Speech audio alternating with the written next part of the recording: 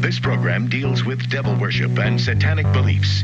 It contains explicit scenes and descriptions of violent crimes and rituals. Americans are asking, who attacked our country?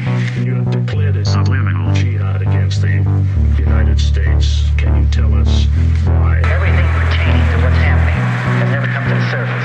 The world will never know the true facts of what occurred, my motives. And night fell on a different world. And Iblis is thinking, I should be getting this position, not Adam, and this guy is created from dirt. And how does the army feel about you being head of the temple of Set? And the conspiracy theorists can say what they will, but I want you to give me power over Adam, and I want you to give me soldiers and minions and all of these things. The people have so much to gain and have such a material motive for putting me in a position I'm in.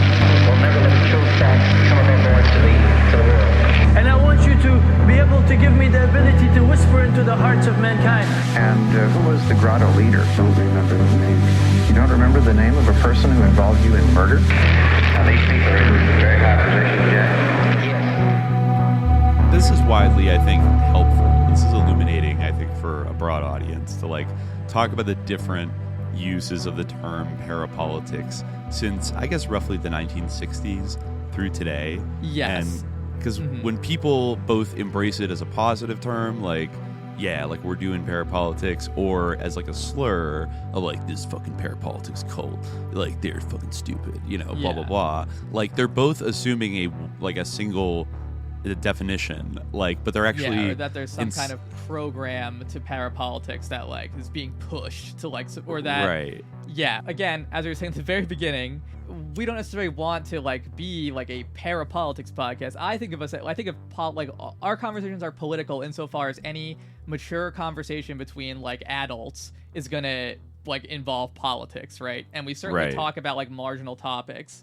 Now, parapolitics is one way that people talk about a marginal political discourse, right? We'll get to that when we talk about Peter Dale Scott. But certainly what I, again, as I was saying before, what I want to do is kind of destabilize this concept of parapolitics through talking about ways that different people have used this to discourse politics, use this term as a way to frame politics, which are quite diverse and quite different. And some people, who have tried to ascribe a certain genealogy to parapolitics, right? Whether it's Peter Dale Scott rejected this word, or whatever, James Lipton's father, Lawrence Lipton, coined this word to help Timothy Leary become governor. That's sus. And then a Theosophist use it. Those things, they did use this term. Those people did. And I do want to talk about Raghavan Iyer, as we talked about him in the past. But, he's definitely interesting. But it's also, it's not so difficult to slap the words para and politics together, it's got a nice ring to it. It's got a nice ring to it. There's something alliterative about it. It's got the Greek suffix, parapolitics. Right. It's kind of in a lot of uses of parapolitics, I feel even Raghavan Iyer, the way he uses parapolitics really is to mean metapolitics. We'll talk about that in a little bit. But I did want to, just for some examples, I wasn't it would take an incredibly long time to manually look and find early references to parapolitics that are pre 20th century or go back a ways, right, or early 20th century. But before we even get into really the 1960s is when you start seeing uses of parapolitics or parapolitical as a term, right?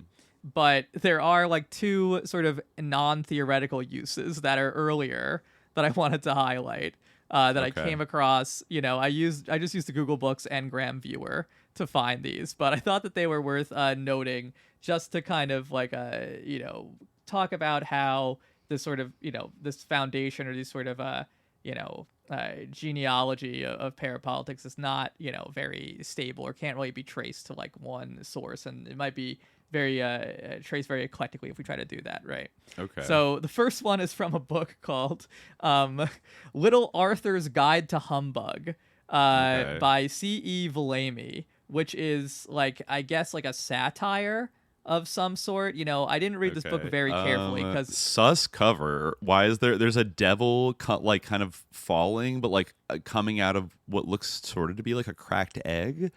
Oh my god, I didn't even notice that. It's sort of shaped like a pill, wow, but also is eggish. What the this fuck? is sus. I did not see this. I'm so Is this sussed like out Peck's by Bad like Boys egg cousin cultism, or something? and this kind of does link to Theosophy. Okay, so Oh maybe my there's God. something here. I thought I was being a bit kind of like frivolous at first, but why is this? Why does it have this like shaitanic like cover here? Like why is like a satyr popping out of his egg here? Yeah, I don't like it. It is a satyr. It looks like. But yeah, Parapolitics actually, I kind of like the section. So it's all about like this great professor, right? Who's kind of like being sent up. He's kind of like an Il Dottore, like commedia type, right? So, Okay. you know, I'll just read this section from it here, where he meets the Mr. Panopticos is being introduced to the overdrops, right? So no sooner was Mr. Panopticos introduced to the overdrops than an expression of excited curiosity was visible on the face of Emrys. Panopticos, he warbled in his reedy Harrovian voice. Do tell me, are you the Panopticos? Well, I hardly know, said Mr. Panopticos. I have no claim. I mean, burbled Emrys. Are you by any chance Eumenes Panopticos, the eminent scholar? Mr. Panopticos appeared to be somewhat confused. My name is Eumenes, he said. And you were at Harvard? Emrys continued with increasing zeal. Weird. Okay. Yes, I had the honor of holding an appointment there for some years. Sir, replied Emrys, I can only say that it is a delight and a privilege to meet you. He flung an inclusive gesture towards the company, a bracketing movement of the arms. Mr. Panopticos is one of the most invigorating of modern scholars, though he has not yet produced a book, and his work is better known in the United States than it is in England. This is obviously set in the UK. Hence my enthusiasm. By means of papers in the learned periodicals and articles in the more progressive magazines, he has not only made a contribution to knowledge, but has also stimulated the sober gaiety of scholars in every part of the world. When I was in the United States, I read his essays. They are trifles, cried Mr. Panopticos. Trifles? What about your alarming series on parapolitics? The very term is a notable and apt invention. Your analysis of the Oresteia. And oh, do let me say how right you are about the real meaning of akrantos, though, indeed, my own agreement may seem an act of presumption. Your sketch for the psychology of Achilles, your lectures at Detroit, your broadcasting... On Ethel, your podcast? No. Right? But anyway, so it comes up one more time when, kind of reveals that, one of the people there doesn't know anything about parapolitics or the Oresteia. But yeah, so here parapolitics is kind of like, it seems, an imaginary kind of like theory term that this guy is being ascribed to this guy, right? It's capitalized. But it is interesting that, this guy seems to be, based on how he's understood by Emrys, like a scholar of Greek, right? Which is very salient in like the sort of tradition of like political philosophy, which I feel like becomes like very, very relevant, like in a lot of discourses of like that have proposed like some concept of like quote unquote parapolitics, right? Because a lot of that, like a lot of philosophy in general, particularly political philosophy, particularly attempts to define the political, like it's always going back to like Plato and Aristotle, right? Right. So, yeah, that point is made in the collection of essays I found. The Government of the Shadows book talks a lot about like the Greek kind of origins of like the political philosophy, the polis and everything. Yeah. And Raghavan Iyer riffs on it a lot. Yeah, like politiku, if I remember, like I did study classics in undergrad, when we were, in undergrad together. But, my Greek is famously rusty. But as I remember, it just means to like participate in society, basically. To like participate in some way in the life of the city, right? Or I think it's politeu. I'm probably getting this completely wrong. But anyway, this is the other example that I found. It was actually even older than this. It's from 1899, a book called Agnes Goodmaid, A Mystery Explained on the Waves of Aether Sphere. I didn't read this whole book because I didn't have time, but I did find a very weird use of the word parapolitical in this book. Right. Yeah, and I do find it interesting that, like, there are kind of, like, weird, like, little sus aspects to both of these books. Like, the subtitle here is very, like, I think it's very interesting as a mystery, but, like, the reference to the use of the adjective parapolitical is, like, very irrelevant seeming, and it does not seem to make sense in context. But, can I just read a couple of the chapter titles that I'm looking through right now? Let's see. It starts with Agnes Goodmaid. 2, marries the old miser, J. Croc. And then there's like Death of her father, old Croc meets with a rebuff, Dr. Hardup, rescue. This next section is wild. The devil is walking delegate. 2 travelers in search of health. the church fair, the drama, Harder's sickness, attraction and repulsion, spirit not in matter, capillary attraction, make sin respectable, heredity an excuse for sin, function of brain ether, a legend, Harder's book, Harder's reincarnated ancestor, Cobb's vision, presentation, departure, Harder on a mysterious journey, a new materialism, comma, evolution, the process of the mind, Greta Fisher, her home in ruins, secrets of a castle, Greta's flight, artist, commander, death, Cobb's last message, reincarnation of Agnes Goodmaid. The end. Damn. That's a big, a colorful chapter summary of this book. I don't know what the fuck. Sin, make sin respectable. What's going on here? I don't know. Maybe they're just. What it's is a chapter cutesy title. 5? Because the word parapolitical is used in chapter 5. Oh, okay. I thought it was used in the very end, like the last page, as well, in the reincarnation of Agnes. Oh, really? I didn't even see that. I think that's what one. it popped up for me. Let's see. Number 5 is Dr. Hardup. Okay, that seems to make sense. The version I was gonna the passage I was gonna read that mentions parapolitical is, I guess I'll read a little bit before for context. Yeah, I guess there's a lot going on. I guess all right. So maybe there's parapolitics in. So I'll just read the out of context. I don't think this is a whole story, so we won't be able to really establish what's going on. And I don't know because I didn't read the whole book, as I said. So Agnes contented herself with a glance through the crack of the door and retired, leaving it to the nurse, who was shocked at the scene, to disperse the queer assemblage. "What are you doing here? Leave the house," she said peremptorily from the open door. "Is it anybody's business?" replied Easy, mockingly raising his glass. "You leave yourself. We are here by the invitation of the old gent," retorted the cook's cousin Joe. "It's the finest evening of his life," was Easy's sarcastic addition. "We are such fine company." "It's Mr. Croc, ma'am, in disguise. He was after catching Mrs. Croc, ma'am, with some other fellow, sure," replied Marian, "and came near having a parapolitical fit right on this blissed floor. But for the gents bringing him to," was the cook's defense. Croc had nothing to say, having dropped asleep in an easy chair where they left him. So, I guess... a parapolitical fit. Yeah, what? Very After weird catching use. Mrs. Croc with some other fellow. Yeah, who I assume Mr. is Croc Agnes Goodmaid, right? Because she was married to Jay Croc. And he was after. Is this supposed to be kind of like a stereotypical Irish maid? Like, he was after catching Mrs. Croc, ma'am, with some other fellow, sure. Possibly. Like after. That's like a the very after Irish thing to yeah. say. Like he's after catching. Like he caught Mrs. Croc with some other fellow. And he's in disguise. Yeah. And then almost had a fit, but the gents brought him to. Wow. So he just had a Victorian conniption. I'm trying to find the part where you're right. That was chapter 5. That was the end of chapter 5. Yeah. I think that's the only mention. Actually, I was wrong. Yeah. Okay. So that's interesting. It's not clear what that means. Yeah, I have no context. idea what a parapolitical fit. Maybe it's just supposed to be nonsense, because he's kind of it's kind of like an Irish character, so they just say kind of gibberish or whatever. I don't know. I don't know. A low class character, so it's kind of like a satire. It's but yeah, very strange. I could not really necessarily. Yeah, maybe this is the part where he has a parapolitical fit. Yeah, here it is. The time for action had arrived, where he was kind of in disguise trying to approach, right? And he repaired to his coign of observation among the shrubbery in the garden. Thence, having previously unfastened the parlor window, he raised it and stepped in. Already he could hear voices, and he was just in time. And tiptoeing in the hall, there was only one door between him and the destroyer of his happiness in her boudoir. But the sound of the voices and the clink of the glasses came from the dining room. Trembling with excitement, he retraced his steps, and stumbling over the rug, he fell heavily against the door, throwing it wide open to the consternation of the guests, who sat in twos around the table. The women screamed and fled towards the kitchen door. The men stood on the jump, aghast at the sudden interruption, but the prostrate man made no effort to rise. "Killed," said one. "Get the whiskey," cried several at once, and they all rallied to the rescue. Wine was substituted as the whiskey bottle was found, and much of it spilled. With the water applied to his face, a most laughable mixture of lampblack and rouge was collected on his shirt front. His disguise was discovered, and Mary and the cook recognized their master, but their beau continued to apply restoratives, more from deviltry than the need of it.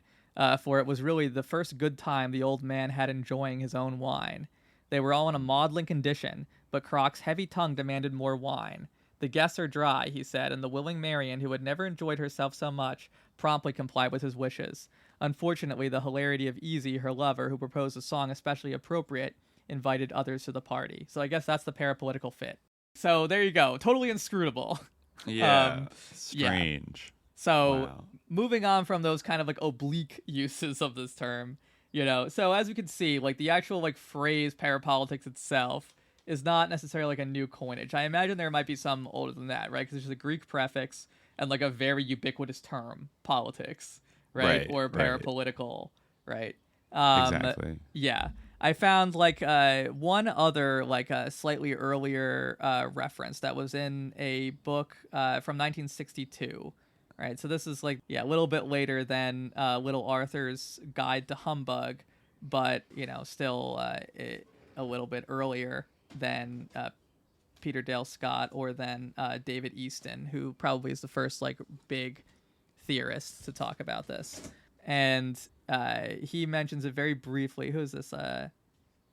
Yeah, it's in this book, Political Ideology: Why the American Common Man Believes What He Does. So, this book, just one notable early small reference to, or small use of the term parapolitical, which is again used kind of in a way where you had to kind of put it together with like context clues, right? But it was before, I believe that it was before like David Easton used it more substantially in this book on political ideology: Why the American Common Man Believes What He Does. He mentions it like in a kind of an appendix to the book where he talks about like his interview method, right? Because this is kind of an ethnography.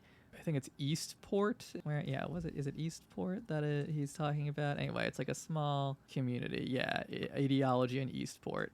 Not sure actually like where in the country Eastport is, but if you're interested, you can look deeper into this book. It's not super relevant to the topic at hand, but yeah, it's kind of an ethnography of like people in a sort of survey of their political beliefs, their political views, their sort of knowledge of the structure of the U.S. government and like kind of like civics and things like this, and how their beliefs are formed. And their understanding of democracy, their understanding of world events, right? Just kind of getting a sense of people in this town. And one of the topics, for discussion as part of the interview process that he has listed in his appendices is political history. And under that he has it broken down by letters and then by numbers. And the first letter is A, politics in the parental family and school. And under this, he has 1, early memories of political discussion in the home or parental politics. Early parapolitical feelings, quote unquote good guys and quote unquote bad guys in politics, patriotic feelings, fear of police, sense of being underprivileged. So here we have like, he doesn't like put parapolitical in quotes or define it or anything. We just simply understand it as meaning like, which is another important sense of like the term para, like not quite, right? It can also mean beyond, right? Or beside, but it can definitely have a connotation of like not quite, like or underdeveloped. Paramilitary. Yeah. It's kind of what it, it's like supplemental sort of military, Yeah. Right. Or in this case, it's almost like, and we'll see this later in some like when Clifford Geertz and like, kind of a anthropological, uses of this term.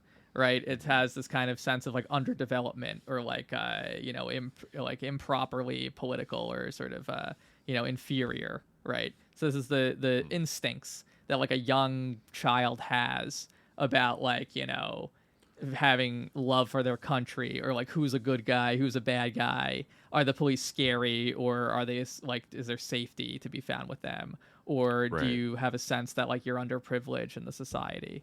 Right.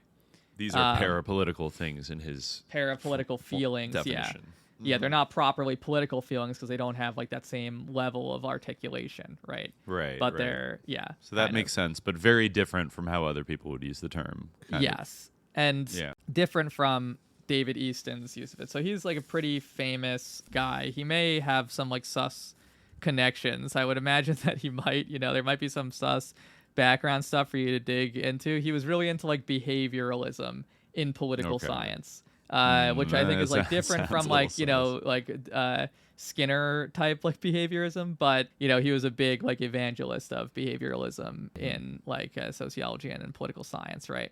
So he actually kind of has like an interesting discussion of like politics and parapolitics, right? That I think like is kind of interesting, and it's weird like how for him parapolitics doesn't have any of this sort of sense of like, oh, it's a polite term for like a conspiracy theory, right? Yeah. He actually does kind of mean it, like, that doesn't even enter his mind at all. But what he's talking about, it is interesting how like it does kind of fit in a way, like what people sometimes mean when they talk about parapolitics. So in reading from this, like, I'll start from his like criteria for identifying a political system. So, he defines politics and he defines parapolitics. How should we distinguish those interactions in a society that we shall characterize as the components of a political system? This is one of the critical steps in examining the dynamics of political life. In describing the general property of interactions to be considered part of political systems, we automatically establish the kinds of behavior that will be omitted. It is essential that our criteria of inclusion omit no vital elements. If we cannot adequately account for the way political systems function, the major incentive for isolating a political system will have been defeated. Yet for purposes of research, political science cannot study all phenomena. The real world must be reduced and simplified in some way. Inevitably, unless you're the podcast Sulmul Jihad, that you could just like, just talk endlessly about everything in an incredibly oblique and diffuse fashion. But inevitably, this opens up the danger that some elements of major importance may inadvertently be excluded. This possibility is ever present since, as we have seen, there is no ultimate test in the form of its naturalness of what elements are to be included as constituting a political system, aside from their anticipated explanatory power. But this gives us very little apparent advanced guidance. Explanatory utility is always an ex post facto kind of test. The initial selection of the properties of those elements be identified as characteristic of political life. We must be guided by what we have come to know about political life through the study of history, or past experience, and through the observation of ongoing systems, or present experience. Any potential caprice inherent in insight and subject of judgment is ultimately curbed by the fact that persons starting from different premises will normally be led to construct different theoretical models. In the criticism and discussion of these alternatives, selective and corrective processes occur, one hopes, that will lead to the improvement of our theoretical formulations and thereby of our understanding of how political systems function. So then he says, interactions as the units of a system. In the traditional study of political life, behavior that roughly corresponds to what I shall be calling a political system has been characterized in many ways, combining or oscillating between the needs of the time and the predilections of the investigator. Political life has been described in such terms as the study of order, of power, the state, public policy, decision-making, or the monopolization of the use of legitimate force. In the political system and elsewhere, I have discussed a number of these points of view at length and have considered reasons for rejecting them, not as wrong, of course, but as less useful at our present level of knowledge in the following alternative. In its broadest context, the study of political life, as contrasted with economic, religious, or other aspects of life, can be described as a set of social interactions on the part of individuals and groups. Interactions are the basic unit of analysis. So right away, I'm kind of like, what? Like, yeah, I feel like economic and religious aspects of life like also definitely involve interactions. I feel like one could say that religion is fundamentally an interaction between the human being and, like, for instance, certainly some formulations of religion. Economic. Yeah, exactly.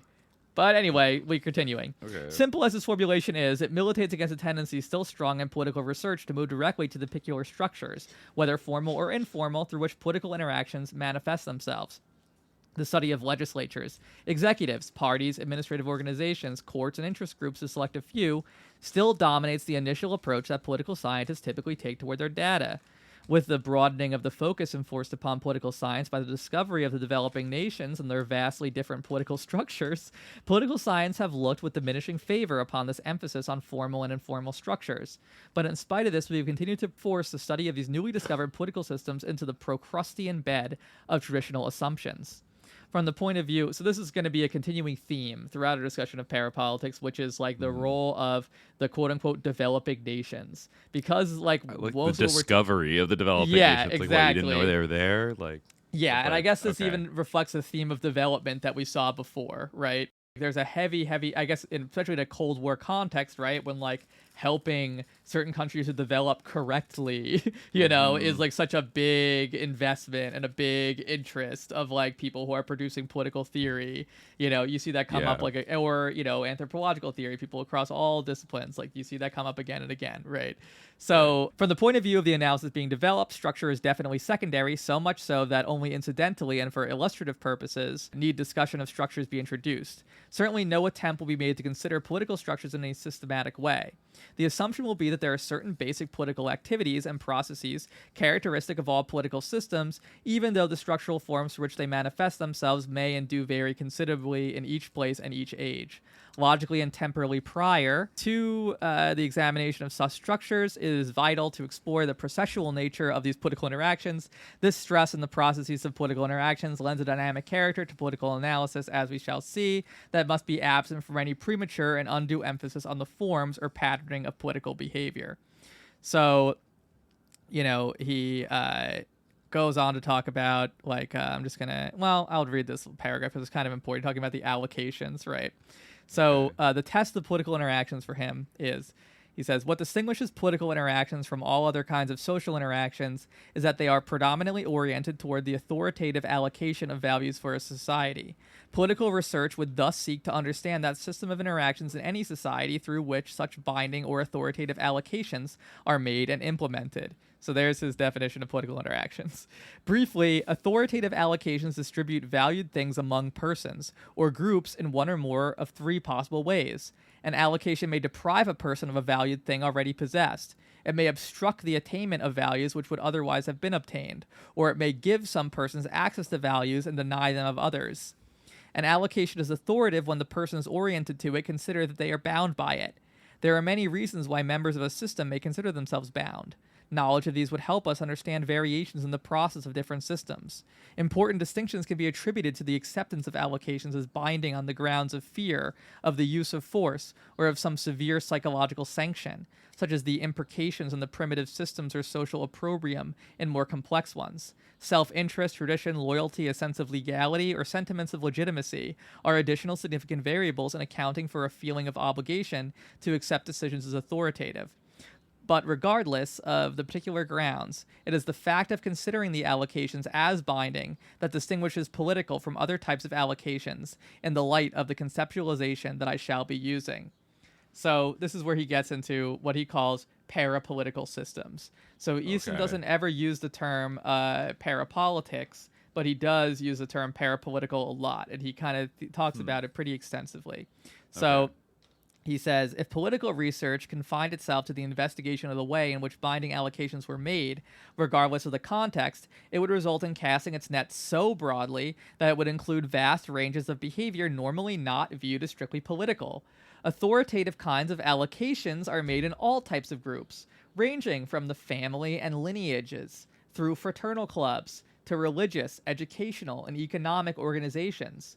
We might well ask whether, in my conceptualization, these too much represent political systems, or whether, at the very least, they incorporate political systems as an aspect of their total behavior. There is no absolute prohibition against adapting so Catholic an interpretation of politics that it would permit us to discover, and he's using the term Catholic in the sense of, like, inclusive, like Catholic technically means like universal, right? So that's what he's saying, not like the religion Catholic. That it would promote us to discover political systems and all other social groups in addition to society itself. It is true that in so doing we might be violating the normal use of the term. Political research is not usually or especially concerned with the processes within groups for their own sake. Only insofar as they can be related to the larger political processes in society have the internal workings of organized groups, private government, attracted the attention of students of politics in the past. That this is not customary in traditions of political research need not itself deter us. Indeed, we might be able to make a sound case for including aspects of the internal social interactions of all subgroups in society as example of political systems in their own right. As Charles Merriam put it, obviously there is governance everywhere, government in heaven, government in hell, government and law among outlaws, government in prison. Like the more inclusive society of which they are a part, Groups do make allocations that are accepted by their members as binding. In such subgroups as families, churches, or fraternal organizations, we may find constitutions, competition for control among dominant and aspiring elites, and pressure groups or factions. These subgroups have available as well potent sanctions to enforce compliance with their allocations, such as coercion through excommunication, ostracism, blackballing, or violence, as in the case of criminal organizations. Under the prevailing norms, the bulk of the membership may consider the invocation of such sanctions to be legitimate. Clearly, there are parallel structures and processes present in the broader political system in or adjacent to which the subgroups find themselves. Although I have suggested for some purposes it may be useful to broaden the concept of political system to include these aspects of groups and organizations, for our purposes they need to be considered only analogous rather than isomorphic with the political system of a society. For this reason, examination of the structures and processes related to the authoritative allocation of values in organizations and other groups can be quite helpful in shedding new light on the structures and processes of the more inclusive societal political system. To hold otherwise would run counter to an increasing body of evidence pointing up important similarities. The study of organizations in small groups in terms of their power relationships, decision processes, and communication flows has provided insights and concepts for the analysis of the broader political system. But similarities are not identities. There are theoretically and empirically significant differences. In order to keep the societal political system unambiguously differentiated from less inclusive systems, I shall refer to the internal political systems of groups and organizations as parapolitical systems, and retain the concept of political system for political life and the most inclusive unit being analyzed, namely, in a society. So that's interesting. What do you think about that? I'm not sure I vibe with this guy's category, his separation of all these things. It feels like he's doing the opposite of. Yeah. I feel like what we do is try to say that the so-called parapolitical is just politics by other means is probably a way we would use it. But this guy is no, they're conceptually separated from proper politics. And it's a blurry line, I feel like, that he tries to draw, where he's all that stuff, all these sort of quote-unquote subgroups and the rules of subsystems are only relevant insofar as they can model or overlap with the government of society. First of all, especially now, in a globalized world, but certainly this was also true in 1965 when this was published. A society is also where does society begin and end? Do we live in a global society? Are you part of the same society with the colonized people who countries you occupied for decades, if not centuries? Right. It's a very strange designation of politics. Proper politics takes place within a society, but all these other things don't. Yeah, the most inclusive level society. So it's it's interesting because there's no okay, well then only geopolitics would be politics. I guess the most inclusive thing would be global civilization or society. I don't know. It just kind of but I think it's also very, very hard to say where, for instance, how do you determine where religious groups affect and don't affect society's political binding allocations or whatever, I think it's very difficult to kind of difficult thing to inscribe that it's define, not happening, right? That it doesn't have an effect, or fraternal organizations, powerful families, all kinds of and above all economic things. That's one of the biggest red flags you could see in mid-century or 20th century American academics is when they try to separate economics from other stuff, which is basically a direct attack on any kind of Marxist conception of how the world works. Is no, they're totally separate things, blah blah blah. I don't know. I don't like the direction that one's going in. I can't say I love the behavioralist version of parapolitical systems, but it is interesting how puts them off to the side. I do see a parallel with kind of the contemporary discourse that we're familiar with of parapolitics. In that he does kind of again I guess it's kind of circumscribed by the characteristics of the word parapolitical, but it is interesting how he does kind of settle into a somewhat overlapping domain of like criminal organizations, families and lineages. He does identify the categories like more like those are the kind of categories we would use. He just like he posits that they're very separate from the political, or they should be like put in a different category and sort of analyzed, like and they only influence the proper political system when like their aims happen to coincide with the aims of like a proper political force. Which, I mean, there might be something to that. It's like, oh, well, the mafia like wants to kill JFK, and then it's like, oh, so does the CIA, and now like it can happen, and they can both work on it together. But if just the mafia wanted to kill JFK, like they might be able to do it, but they'd have a hard time like covering it up and getting away with it. So there has to be like a little bit of complete. I guess in that sense, like even though I don't like his overall thrust, I would maybe agree in a very limited sense on that when there is a convergence of interests, like when Bill Casey was going around to Saudi Arabia and Pakistan and working with like Eastern European expats and, you know, the death squads in Central America and everything, and getting all these like different groups together who had their own, like anybody who had a beef with the Soviet Union, he's like getting the whole gang together, and like those people were able, because the CIA wanted proxies to like deliver the death blow, and you know they needed soldiers. They were able, like the Ustaše terrorists in Croatia, they'd been blowing up random shit like for years, and definitely had a relationship with Western intelligence, and were like nurtured by them, but also like they weren't going to give them what they wanted. Like, oh, you can like be the new rulers of Croatia until like 1990, and then they're like, actually, let's do it. And then they were allowed to basically take over part of Yugoslavia and like break up the whole thing. So yeah, like this is in a sense, like yeah, but I feel like he's kind of missing the forest for the trees a little bit and still trying to prove a fundamentally false like point that these things are different.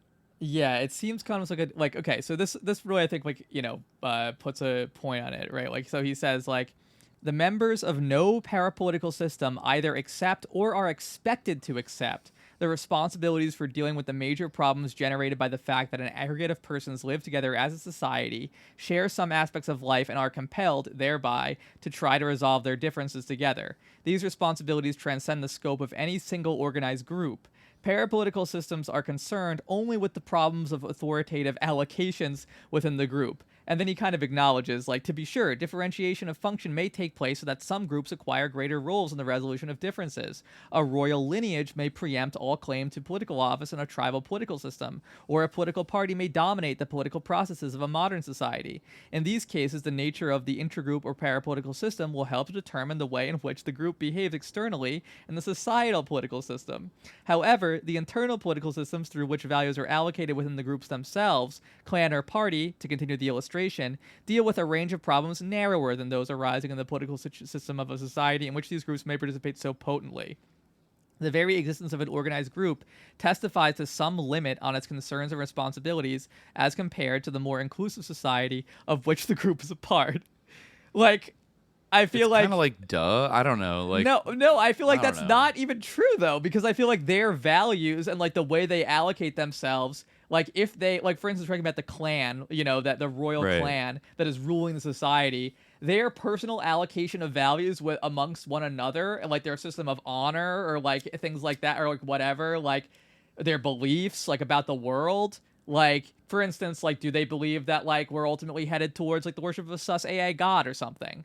Like, do they go and do rituals? Like, or like, I feel like that is relevant to like their role, like ruling the society. That's like a Baroque example, but like, yeah, you're right. You get what I mean. It's bizarre to say that like, a particularly powerful version of like a parasocial, systems group, like say, like a one party state, a party in that kind of environment, or like a powerful clan. Like they only influence the society to the extent that they need to manage like their internal authority structures like within themselves, but it doesn't have an effect on like that's not connected to like the political effect they have in the broader culture. Say that, like of course if it is. Sexual blackmail were like a means of like enforcing like discipline and like control among like a parapolitical system, like a political party or like a political culture, then that would be irrelevant to like the governance that system was doing in about the allocation of values for the society at large, because it that's only his takes argument, place basically. within they're not doing sexual blackmail against everybody in the society. That's only it's only a norm within their culture. Then that would be completely irrelevant. Or not Again, important. yeah, he's or not drawing part of politics or political he's drawing systems. a weird blurry line where there doesn't need to be a line separating these things, and he's kind of describing things somewhat in an accurate way, but he has to twist the argument around to be that it doesn't directly it is somehow its impact is limited and doesn't have the true scope of concern of material concerns that a proper political, but in a society where there's say a communist party or just any one party that controls the political system, the overt political system, that is politics. Then they control it. What other politics is there that or any kind of secret kind of interlocked ruling class or thing like that have exorbitant, or a capitalist ruling class that have exorbitant control over the economy. I mean, it always intersects with politics at a certain point, one way or another. Yeah, so I don't know about that. I'm not full endorsing, but he is grasping at a few things that I think would be developed later by other people, maybe in a more I'm not even clear sure framework. if this was an influence on people like Peter Dale Scott or whatever, if they even knew about this usage, or if they just happened upon the coinage on their own. But still, it is kind of it is interesting how the same kind of contours of I guess the idea of the term kind of there's is kind of orbiting a similar terrain. Right. And I guess you could say, when was that written? 65? Yeah. Yeah, I mean, I think you could start to see an uptick in this term, though it's by no means a ubiquitous term. But after the Kennedy assassination and stuff, I feel Americans go from paying very little attention to what would later be called parapolitical systems or networks to starting to wonder a little bit about sort of informal power networks. Yeah. And even Eisenhower in 61 talking about the military industrial complex. It's it's kind of just a meme, but at the same time, even the president kind of identifying such a thing and warning about it being not sort of unaccountable, undemocratic, you basically have no control over it, and it could perniciously influence the democratic political system. I think people, because that's what was going on. I think more people inevitably start to notice it a little bit popping up here and there. But but also there's not a kind of a lexicon developed to actually describe it yet. And I think in the 60s you start to get these early attempts to, but that one's kind of, I don't know, clumsy and off the mark.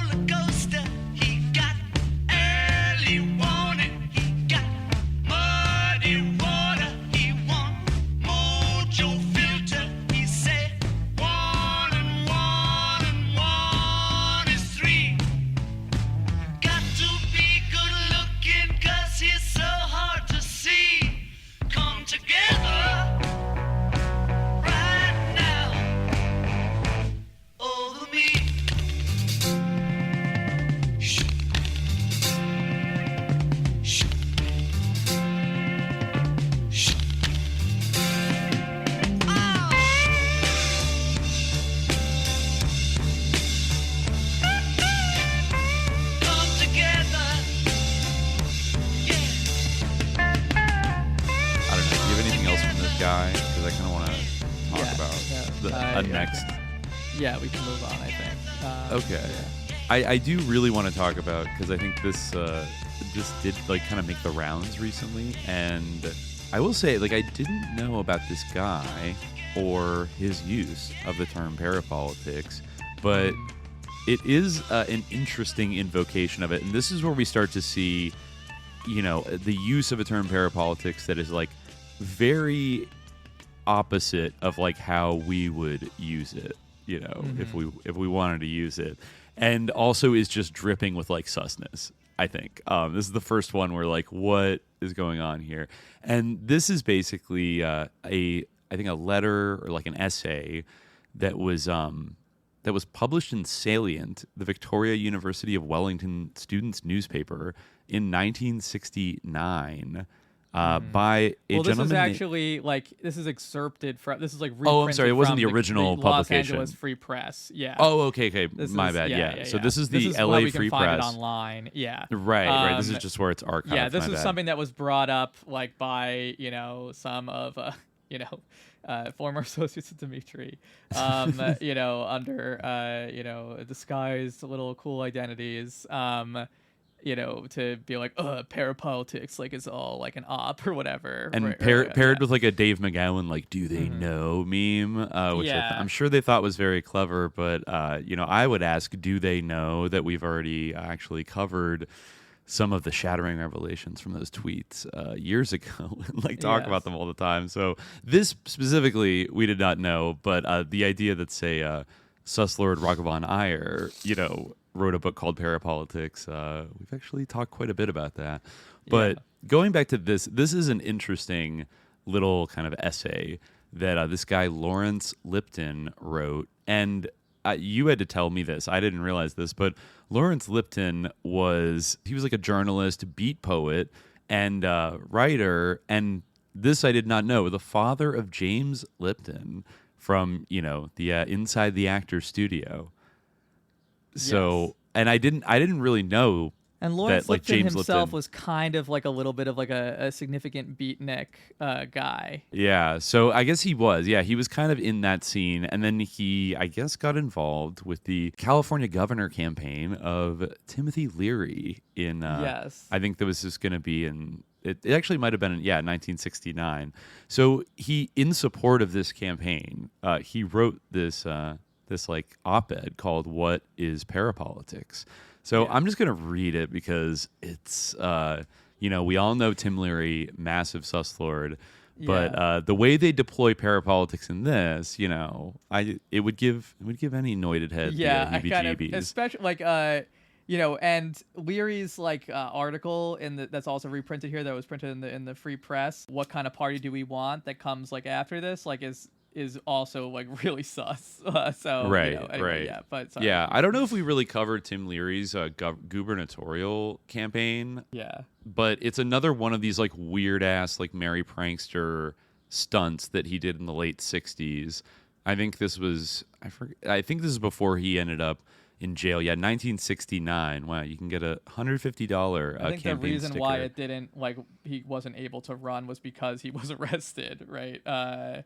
I think that his arrest, because he was already on probation or something. No, you're right. Actually, this bumper sticker summary actually. Oh, it reminds me of another thing. Yeah, on May 19th, 1969, Leary announced his candidacy for governor of California against the Republican incumbent Ronald Reagan. On June 1st, Leary joined John Lennon and Yoko Ono at their Montreal bed-in, and Lennon subsequently wrote Leary a campaign song called Come Together, which is on Abbey Road.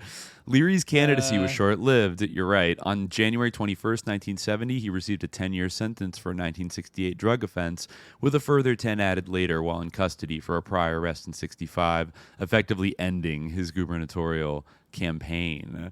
So his little sticker says "Head for Peace," Timothy Leary, with like a American flag peace symbol. So I guess that was a marijuana conviction. I forgot that John Lennon wrote that song as like his campaign anthem. I didn't know that either. Yeah. But this essay is pretty wild. So I guess this is written before, in the brief period where he had like announced, but before he had been arrested. So Lawrence Lipton writes in What is Parapolitics? Anyone who has a sincerely motivated desire to understand what Timothy Leary is about in his campaign for the governorship of California must make a thoughtful effort to understand what is meant by parapolitical social activism. It is a new kind of politics on the American scene and requires a bit of thought. This is like what we would like release if we were sus. Like basically, it's like let us tell you about this new parapolitical scene that's popping off. Like, you know, okay. Anyways, going on. It is a new kind of Okay, in a previous issue of this column, I defined parapolitical action as the kind of action that acts parallel to political action, but with means and aims of its own choosing, and quoted Leary's Declaration of Evolution from his book, The Politics of Ecstasy, which is surprisingly not about MDMA. It's just about, it's an earlier book. In the July 11th issue of the Living Arts supplement of the Freep, under the heading of What is Parapolitical Action, I defined 5 aspects of it and suggested a few practical examples of it.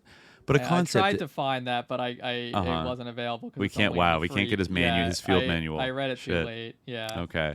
Yeah. But a concept as new as parapolitics evidently requires further definition and repetition, as witness Jerry Applebaum's article, Leary Campaign Has Its Drawbacks, in the last issue of the Freep. As we shall see, Applebaum's, quote, drawbacks belong to the sphere of the obsolete, Leary would say menopausal, power politics of the old man, not to the new parapolitics.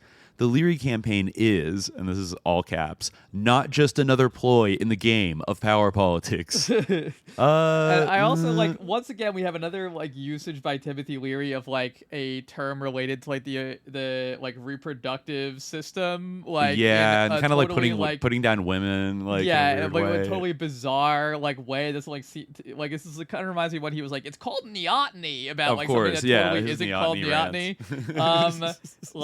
He's actually talking about ephebophilia. Let's see. So he starts throwing down all caps in this. Parapolitical action envisages the introduction into human society of the lifestyles of the capitalized new people, of expanded transcendental awareness in the sense of holiness. It is a nonviolent politics of love. It is opposed to power politics, a system in which publicly elected servants become corrupted into bureaucrats who exhibit the same symptoms of deterioration. Oh, wait for it. Whether they are elected by the one-party system of the USSR or the, quote, democratic electoral system of the USA. So, a Trotskyist pox on both their houses. Parapolitics aims not at what it can, all caps, get away with in the game of power politics without incurring the hostility of the military-industrial complex, but what makes sense in the interests of man's human rights, human needs, and his spiritual health. Parapolitics strives to replace the labels of power politics with a new terminology that symbolizes the moral and spiritual values of the newly emerging lifestyles, as well as the concepts of a just sharing of the fruits of the new technology, with a view to wiping out poverty and inequality, but all caps, without creating a new bureaucracy with authoritarian powers. Wow, so they're coming out with it. So painfully, no dictatorship of the proletariat. On drugs. It's no Marxism not allowed. Wow, they really had to all caps that. Okay, here we go. Parapolitics is all caps activist, but its thrust is not against buffers and decoys deployed by the power structure against all dissent, but against the decision-making powers who create and support the present death-oriented society. Against these powers, it poses a life-enhancing, joy-giving, love-oriented, mind-expanding society of the sort that is now taking shape within the matrix of the old society. Parapolitics is a politics of the soul.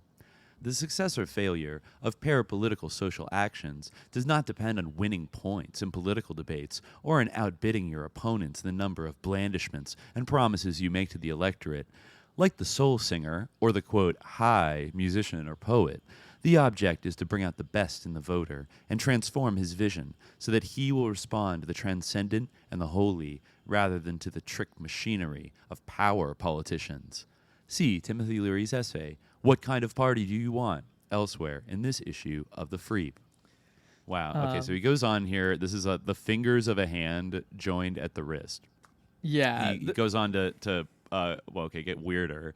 Let me see. The parapolitical concept does not preclude the parallel actions of any line of social change, which is designed to promote a joyful, life-enhancing society and is, like itself, against the game of power politics.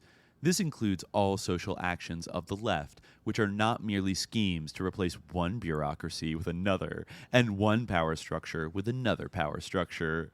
Since it is not limited to the old labels, it is prepared to accept help from the middle and the right, if such help fits with the aims and means of parapolitics.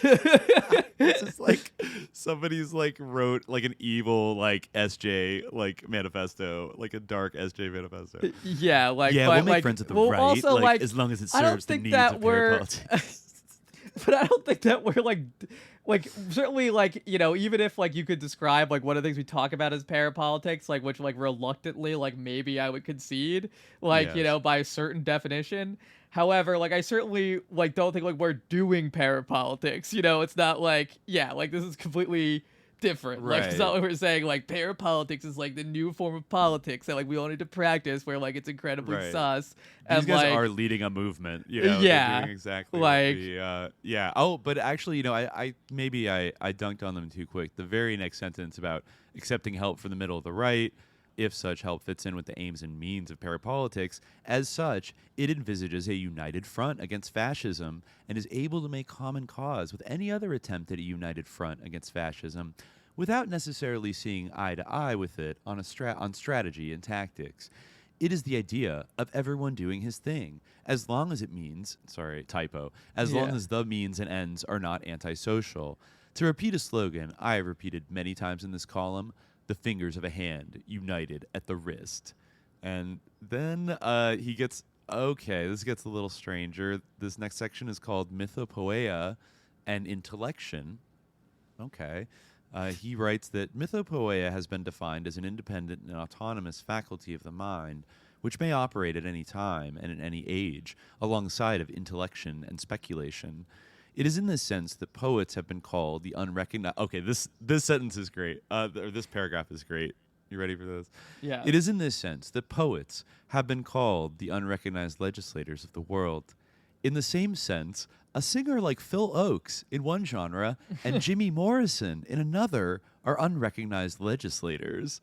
Not that they lack recognition in the sense of public exposure, but that it is not generally recognized that the, quote, legislate to transform the audience, to turn on the audience, all caps. All caps, yeah. I like they picked the two, like, national security agents, like, rock stars, kind of music stars of that era. Yes. But, like, I agree with that. I just don't think that either of those people are good. Like, I do agree with that. Like, I do think that, like, those people, like, are legitimate subjects of political analysis and that there is a political dimension to, like, their performances and, like, their transformation of the audience, turning on of the, like... Turn on the audience. But, yeah, I just don't think that that's, like...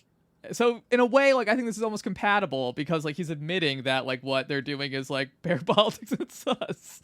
Like pretty much like this. They're on a political. I don't want to say they're on a subliminal jihad. It's not so subliminal because he's announcing it. But they're definitely like they're on a campaign to influence people. Definitely. The next line is also kind of sus. It is in the sense that Andrew Fletcher of Autun meant to be understood, I think, when he wrote, quote, "Give me the making of the songs of a nation, and I care not who makes its laws." This literally sounds like a Moldbug essay. Like that like, part sounded a lot like a Moldbug essay. Yeah. Like Under the Silver Lake. I haven't seen that. Is that good? Because I saw that come up on some streaming thing, and I was like, "Oh, what's this?" Like, because the title vaguely, I think maybe you'd mentioned it before. It's or something. Worth checking out. I mean, it traffics in a lot of like noited vibes, and there's some parts of it I think that are like good, and then like it. Not all. I wouldn't say it's all good, but anybody that's seen it knows there's like a scene with like an old white man that is like claims to have written every single pop song, and he's like playing it on the piano, and he's like, it's like an evil old white man like wrote every single pop song of like the 20th century. And it's just like, no. It's like, just some like satanic record label, like one man wrecking crew like evil, who like hates music, but he just writes these songs to like mock like the fucking sheeple, and like make them dance and like make all this money, but like all of it's just like a satanic mockery of like blah blah blah. It hits on a kind of interesting level of that scene. At least it's kind of like a Long Goodbye or like Pynchon Inherent Vice, kind of lonely dude wandering around LA investigating like a sus mystery kind of thing. But maybe they know that quote, and that's why they, that scene is in there. But anyways, going on, he gets into Confucianism. Mythopoeia and intellection are not opposed to each other. They are complementary, again, like the fingers of a hand. Parapolitics is the only politics that gives equal recognition of both and bases its strategy and its tactics on both. Like Confucianism, it envisages the emergence on the political and governmental scene of the concept of capital E excellence, of the many-faceted man entrusted with public office. Confucius defined what he called the 5 virtues of the superior man. 1, Gen, which is love, compassion, and human relationships. 2, Yi, which is justice, tempered by Gen, which we call righteousness. 3, as is like 2 I's, so I don't know, Apologies, which has been literally translated as the ritual observing disposition or fondness for ceremonies through which we show respect for our fellow creatures, parentheses, like lovins and beings. 4, Chi, which is the self-conscious perception of the implanted will of heaven and may be rendered as wisdom. And 5, like CH'I, Chi, I don't know, which means Li. I think it's supposed to be Li. I think that this is like transcribed. Oh, like, it's transcribed. You're right. Li, So I think it is E. Li. Yeah. My bad. Yeah. And so the last one means sincerity in the sense of a wholehearted, disinterested self-surrender to the will of heaven and precludes all hypocrisy and hidden cruelty, which is a funny thing to say about a political campaign for Timothy Leary. All these things, like yes, compassion and human relationships, like. Yeah. Besides the love of rituals, I'm certain that like no one would describe like anything to do with Timothy Leary as Confucian. Like no one in their right mind. No, not at all. That's not like the last thing I would think like when describing Timothy Leary. But yeah, so that's one vision of parapolitics. Definitely not our vision that we endorse. I don't think anybody endorses this vision. I mean, like the people that would still endorse a kind of sus Esalen mission like this wouldn't call it parapolitics. Like at least this branding didn't stick of calling whatever this was like fake left new age psyop thing. Like parapolitics, even though you can kind of see why he did it, like why they tried to label it that way. There's no genealogy like linking like through the term parapolitics, which we like haven't really like extensively like associated ourselves with like between this and us. However, like I don't want to necessarily I don't want to exclude this from like I don't even want to create like this essentialized genealogy of parapolitics or like propound like our vision of parapolitics. Like I think parapolitics is something complex. Like I think that there are things about like insofar as like I would want to like co-sign an idea of parapolitics, it would include like it would be perspectivist in a way, and it would include like this idea, because I think that like they are certainly like in some ways like you can see in some ways how even like like with Easton's right like these ideas of parapolitics like do overlap in some ways, right? Like for instance, the Jim Morrison example, right? It's all about like people who don't appear to be political or are marginal to like the political systems of society proper, right? But are in fact like from his view like having and then like so have great it's influence. Totally interesting framework, right? Where he's saying that like we should replace politics with parapolitics, whereas Easton's kind of saying the opposite, that we shouldn't confuse the two, but. Like we still actually kind of have like a similar they still actually kind of have like a similar again because of the contours of like the term itself, like one could say like its formal qualities like are kind of they gravitate toward like a certain kind of meaning, but like that only offers so much stability. So like really this is like a very unstable like kind of idea, like not something that you can only create like a coherent idea of it by excluding like a bunch of other alternative like genealogies or ways of conceiving it, right? So you mean if you double down on like this is what it is, this is the only thing it is, then you have to exclude all these other things as like, it's right. It's kind of like saying, it's kind of like the opposite of the Graham Wood thing, like saying that like ISIS is not Islamic. It's kind of like you said, like this is parapolitical, very parapolitical. That's like saying this is more parapolitical, or this is like than I don't know, like whatever, like Peter Dale Scott or something. But these are still like ISIS is still Muslim. Like are they like good Muslims? Are they following like Islamic law, Islamic rules of war? Like no. Are they like have they arguably negated their Islam and their treatment of their people? Like definitely one could say that about that group. However, like you get into the issue of brand jacking, where somebody like takes on like I don't know. You think about something like like the Khmer Rouge, which was like definitely a communist, right. Overall. Like you can't not call them communists, but also they were like extreme, like ultra left, like revisionist, like weirdos that like spiraled out of control and just like murdered a bunch of people, like, and supported by Henry Kissinger.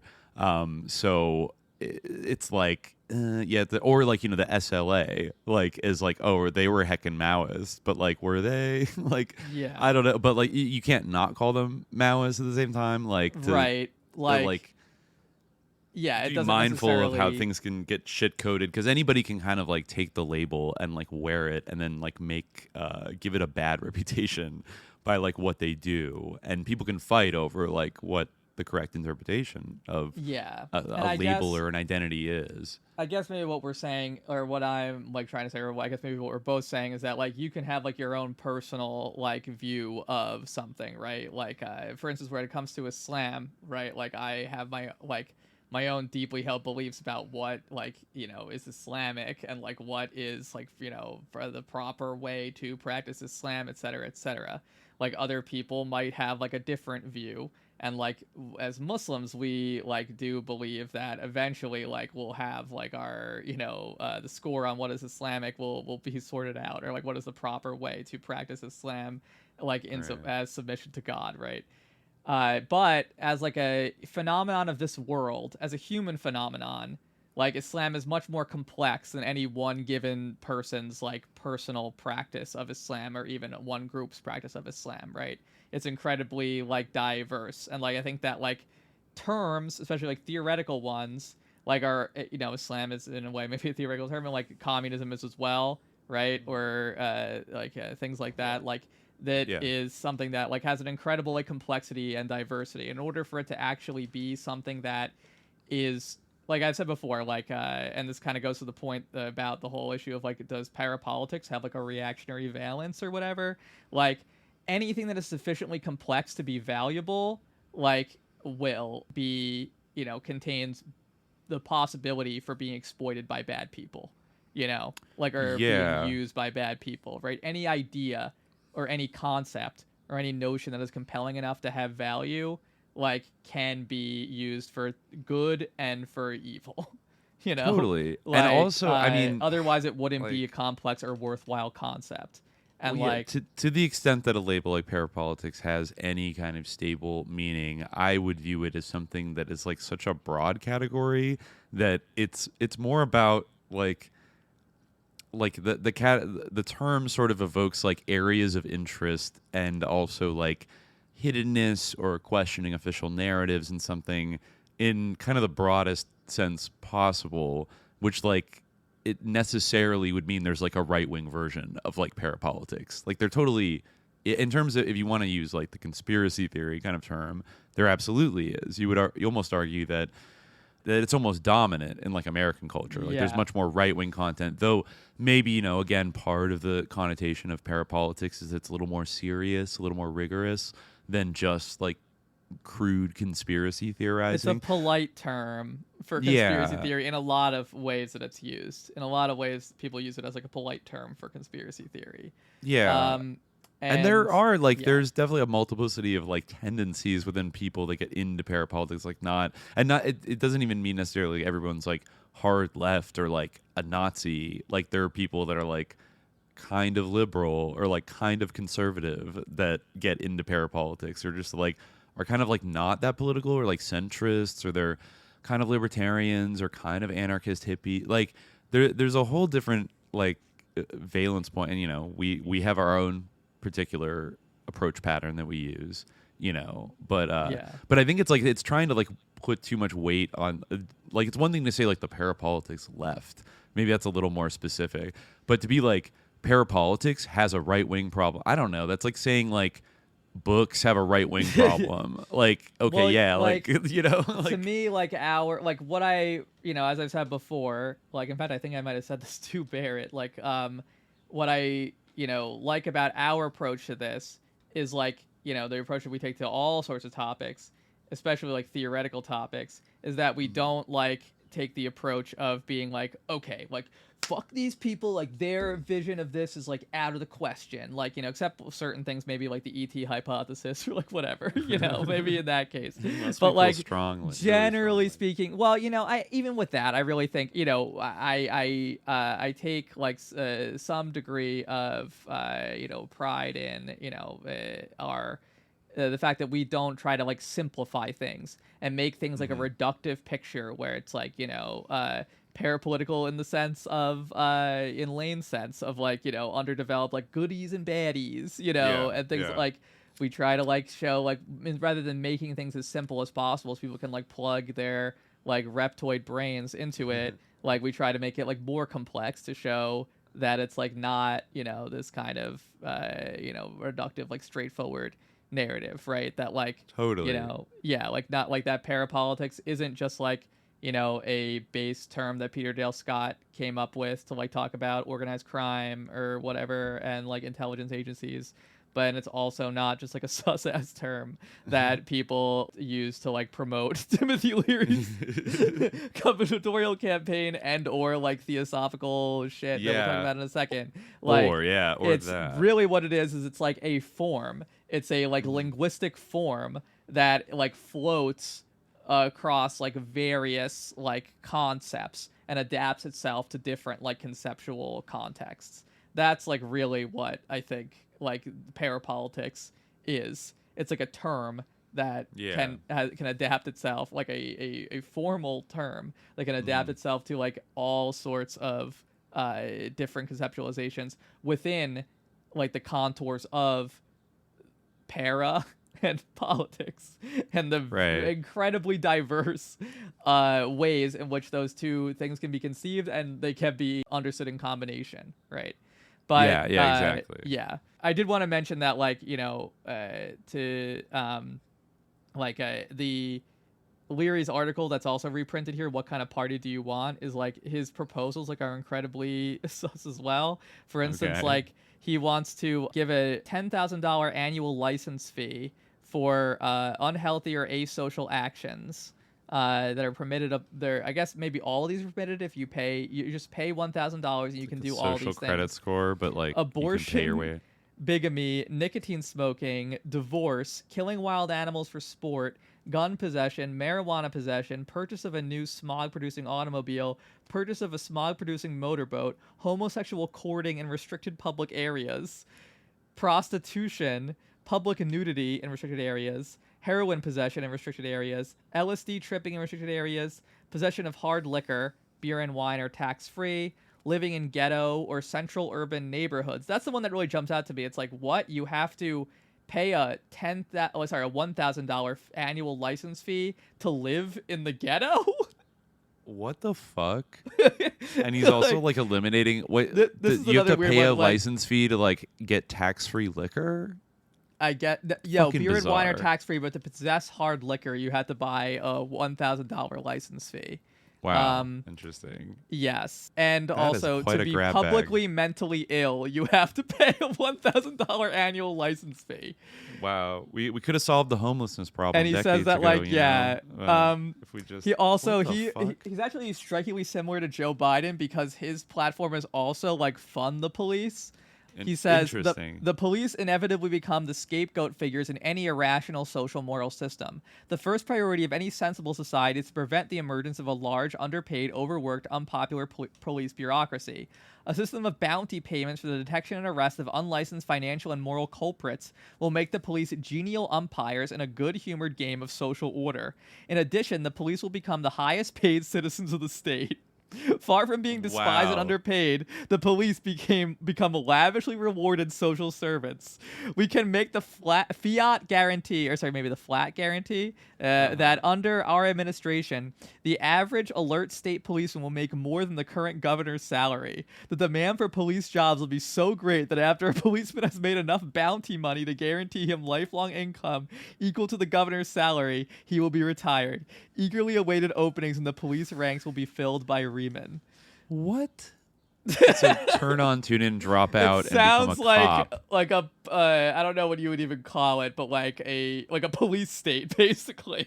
Yeah, where like the much, most powerful and like bizarre behavioral control police state. Like it sounds Yes. like the society Silicon Valley would want is like any vice is possible, but like you have to pay like a fine to like do it.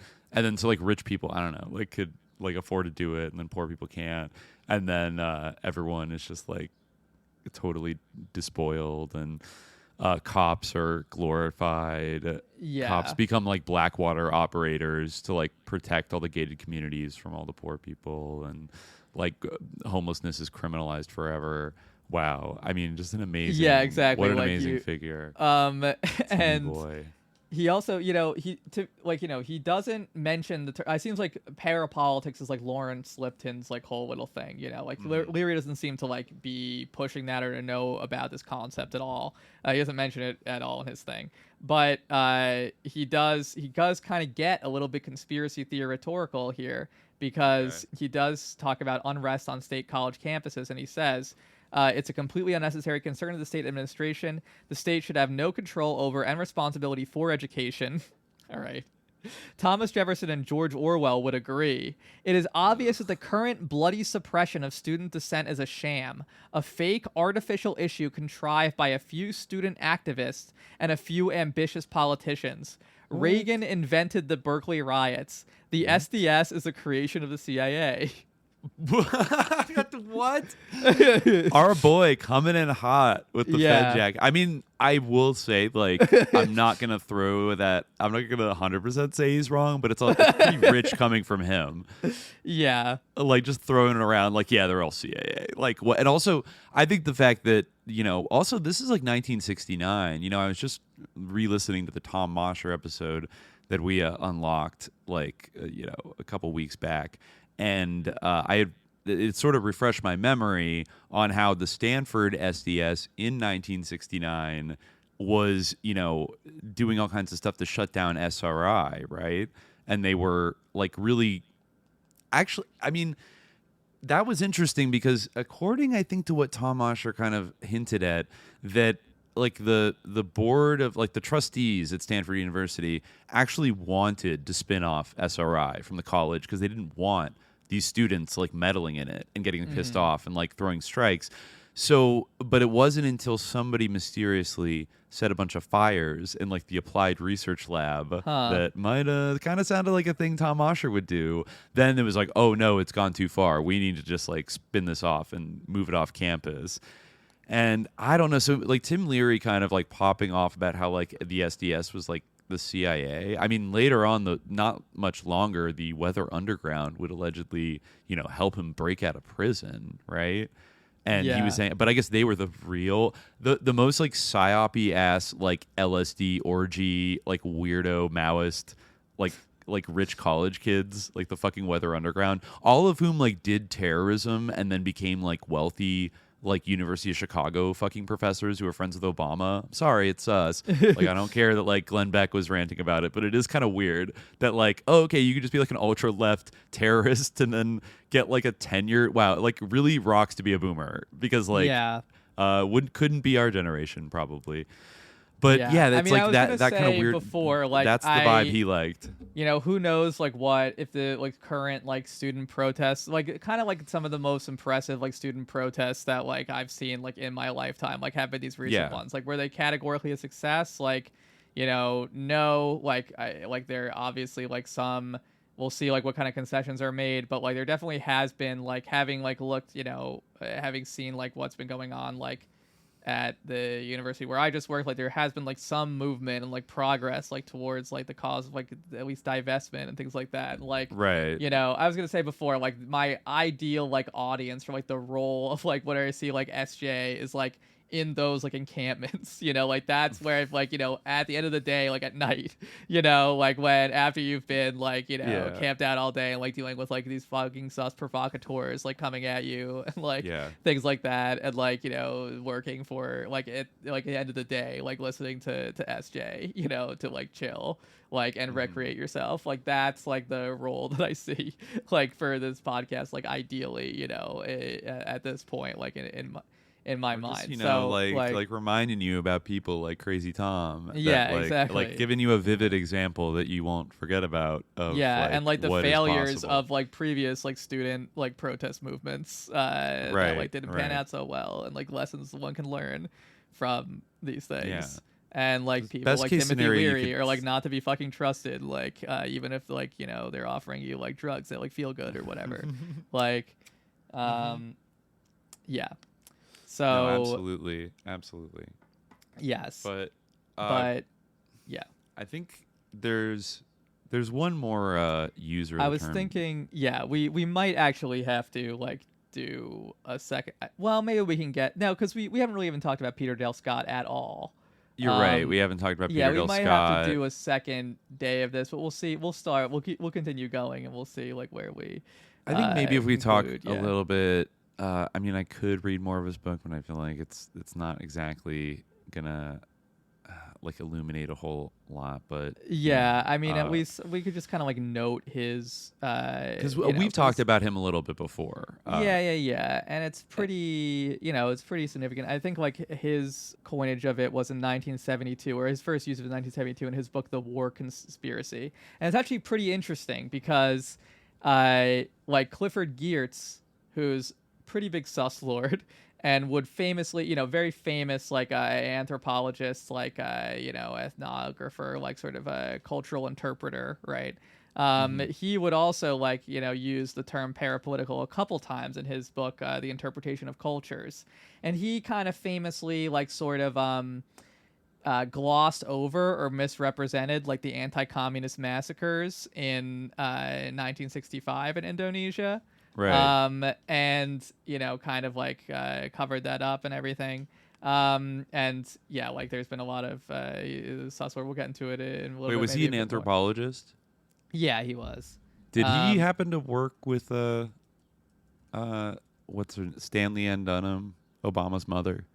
I don't have any memory of that being the case. Because I posted an article on the Workflowy that kind of talks about like some of Clifford Geertz like sus connections a little bit, but either way, because she was there at the time, I believe, working for the Ford. I think it was the Ford Foundation. Geertz also worked for the Ford Foundation in 1971, and that's about to pop up in what we're about to talk about. Like the Ford Foundation once again is going to. Well, yeah. So there you go. He was working for the Ford Foundation there in 1971. I don't know if she was for the first at the same time, but anyway, yeah, he would also like use it to kind of talk about Indonesia and like and sort of having this whole kind of like cultural framework for the political situation in Indonesia that would totally erase like the role not only of the Indonesian military in these massacres, but also of the American government in supporting like Suharto and that and kind of and other things that have come to light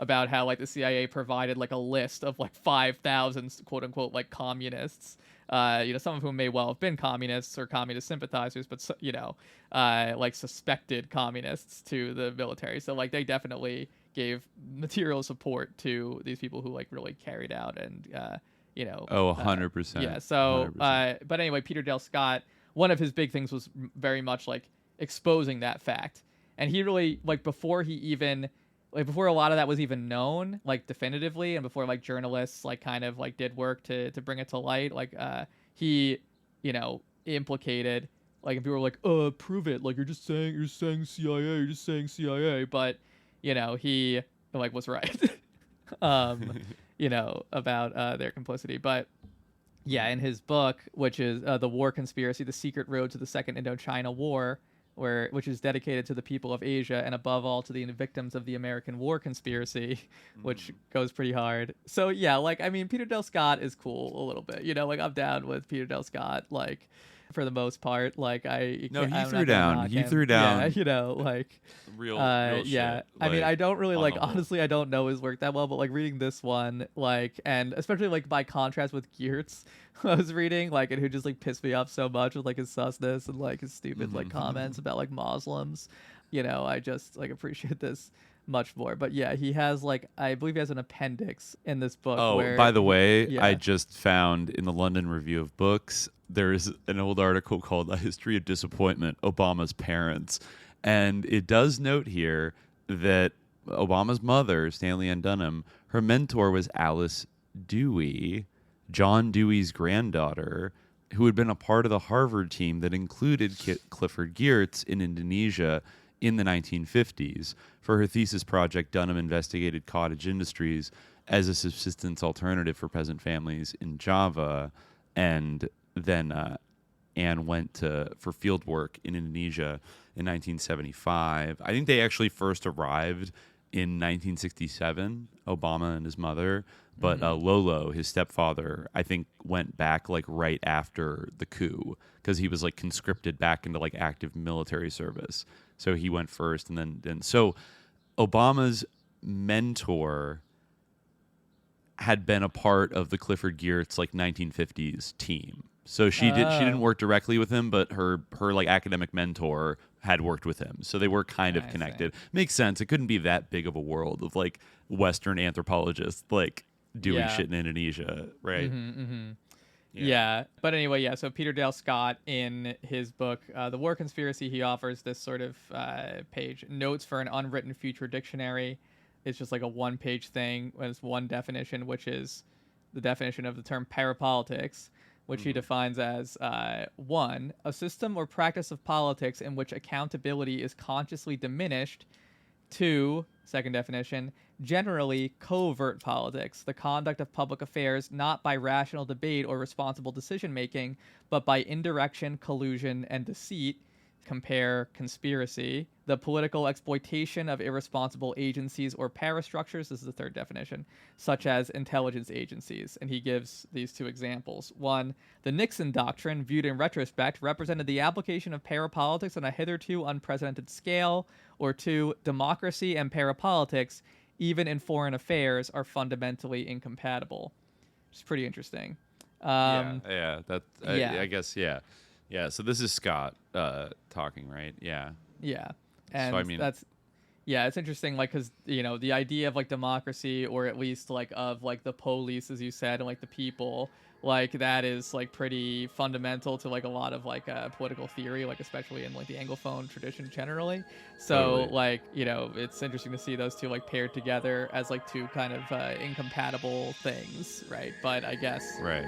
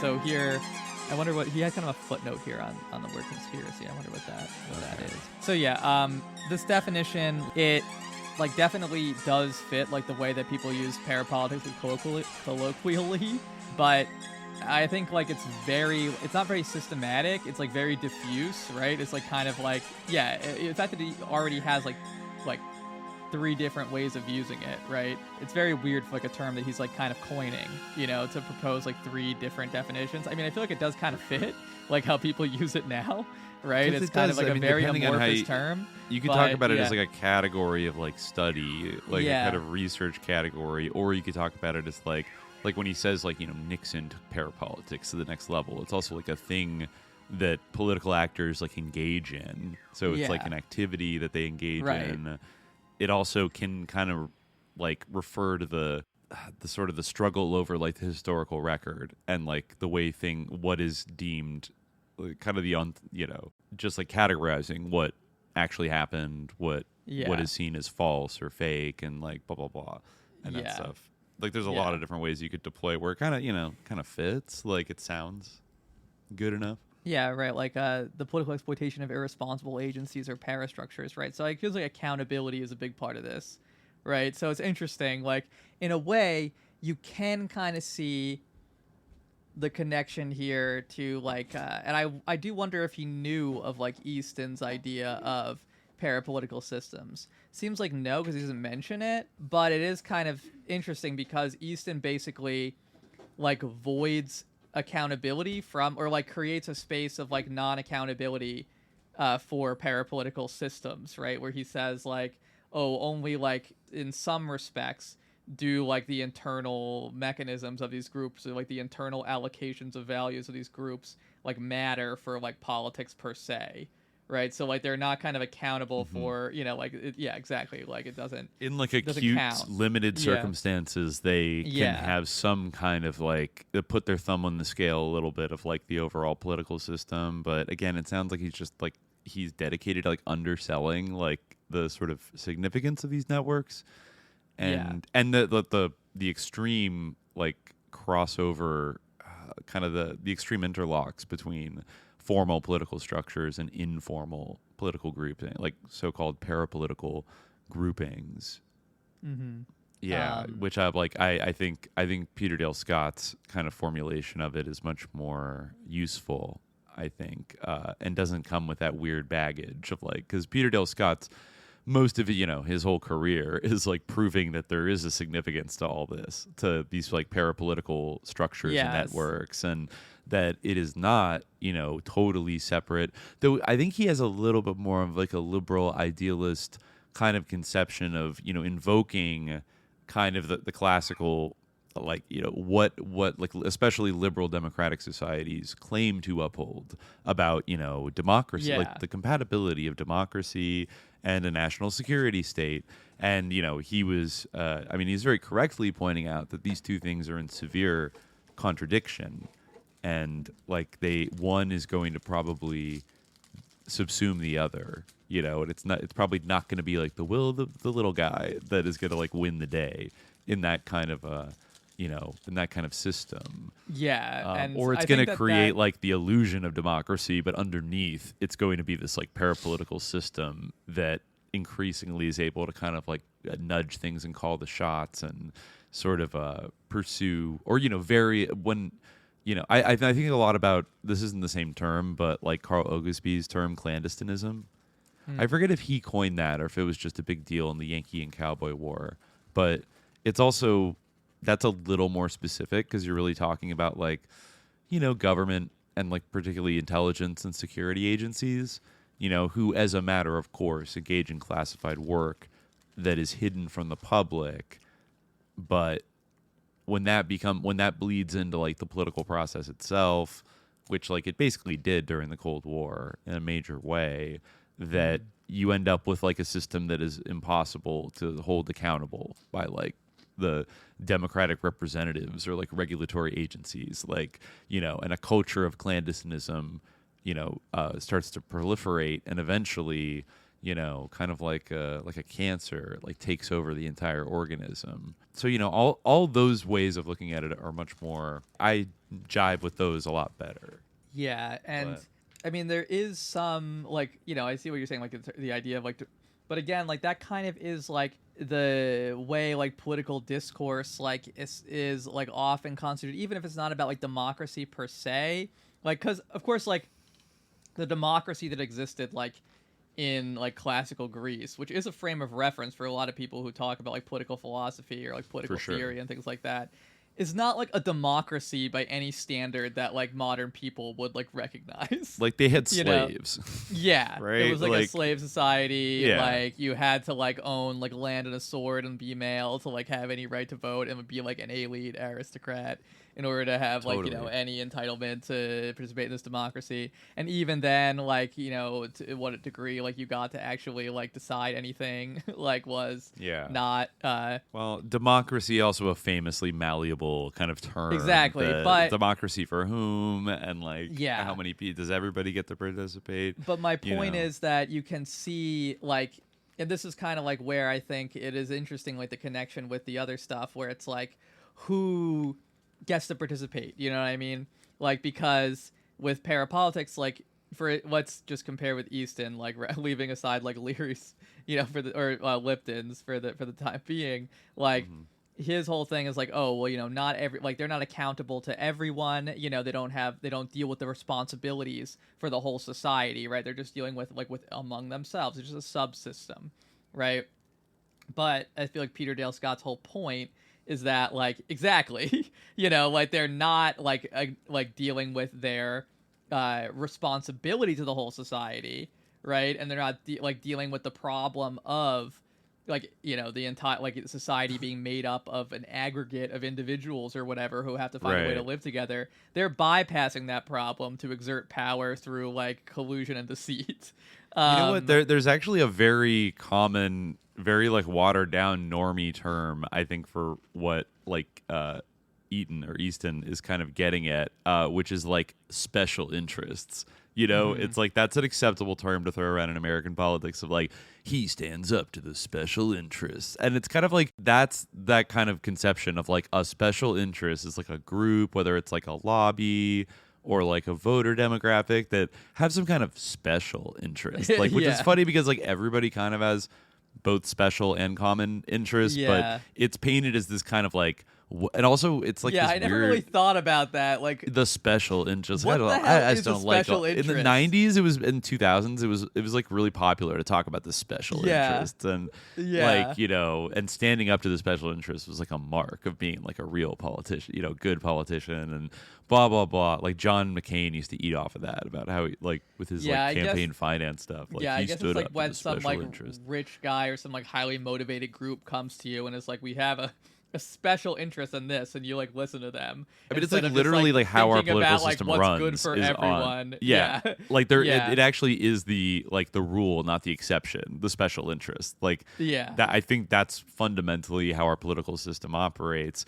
And actually, like people that really get elected for like just to do the good of the people are, I would say, like extremely rare, if not, I wouldn't say maybe 100% non-existent, but like very rare in this type also of like our political system. It does kind of seem impossible to avoid all special interests and only have like a general interest, because like once you like what is good for what does everyone agree is good and like is ultimate for the good of all people, like you'd be left with, like, very little.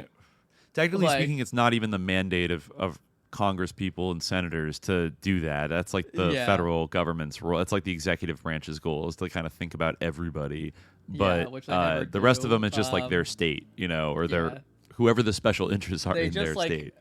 Conglomerate a bunch of special interests to arrive at like the general interest, like that. They kind of, I feel like that happens a lot with like corporate America. Like they kind of like that's what some of these conferences are kind of about every year, is like get everybody enough on the like what's a good enough kind of consensus we can all line up on that then the government can basically like facilitate for us, and then it kind of minimizes the harm to industry. And all that stuff. So we only have a little bit of time left. I mean, there's a big dog in here that we have to get to Raghavan Iyer.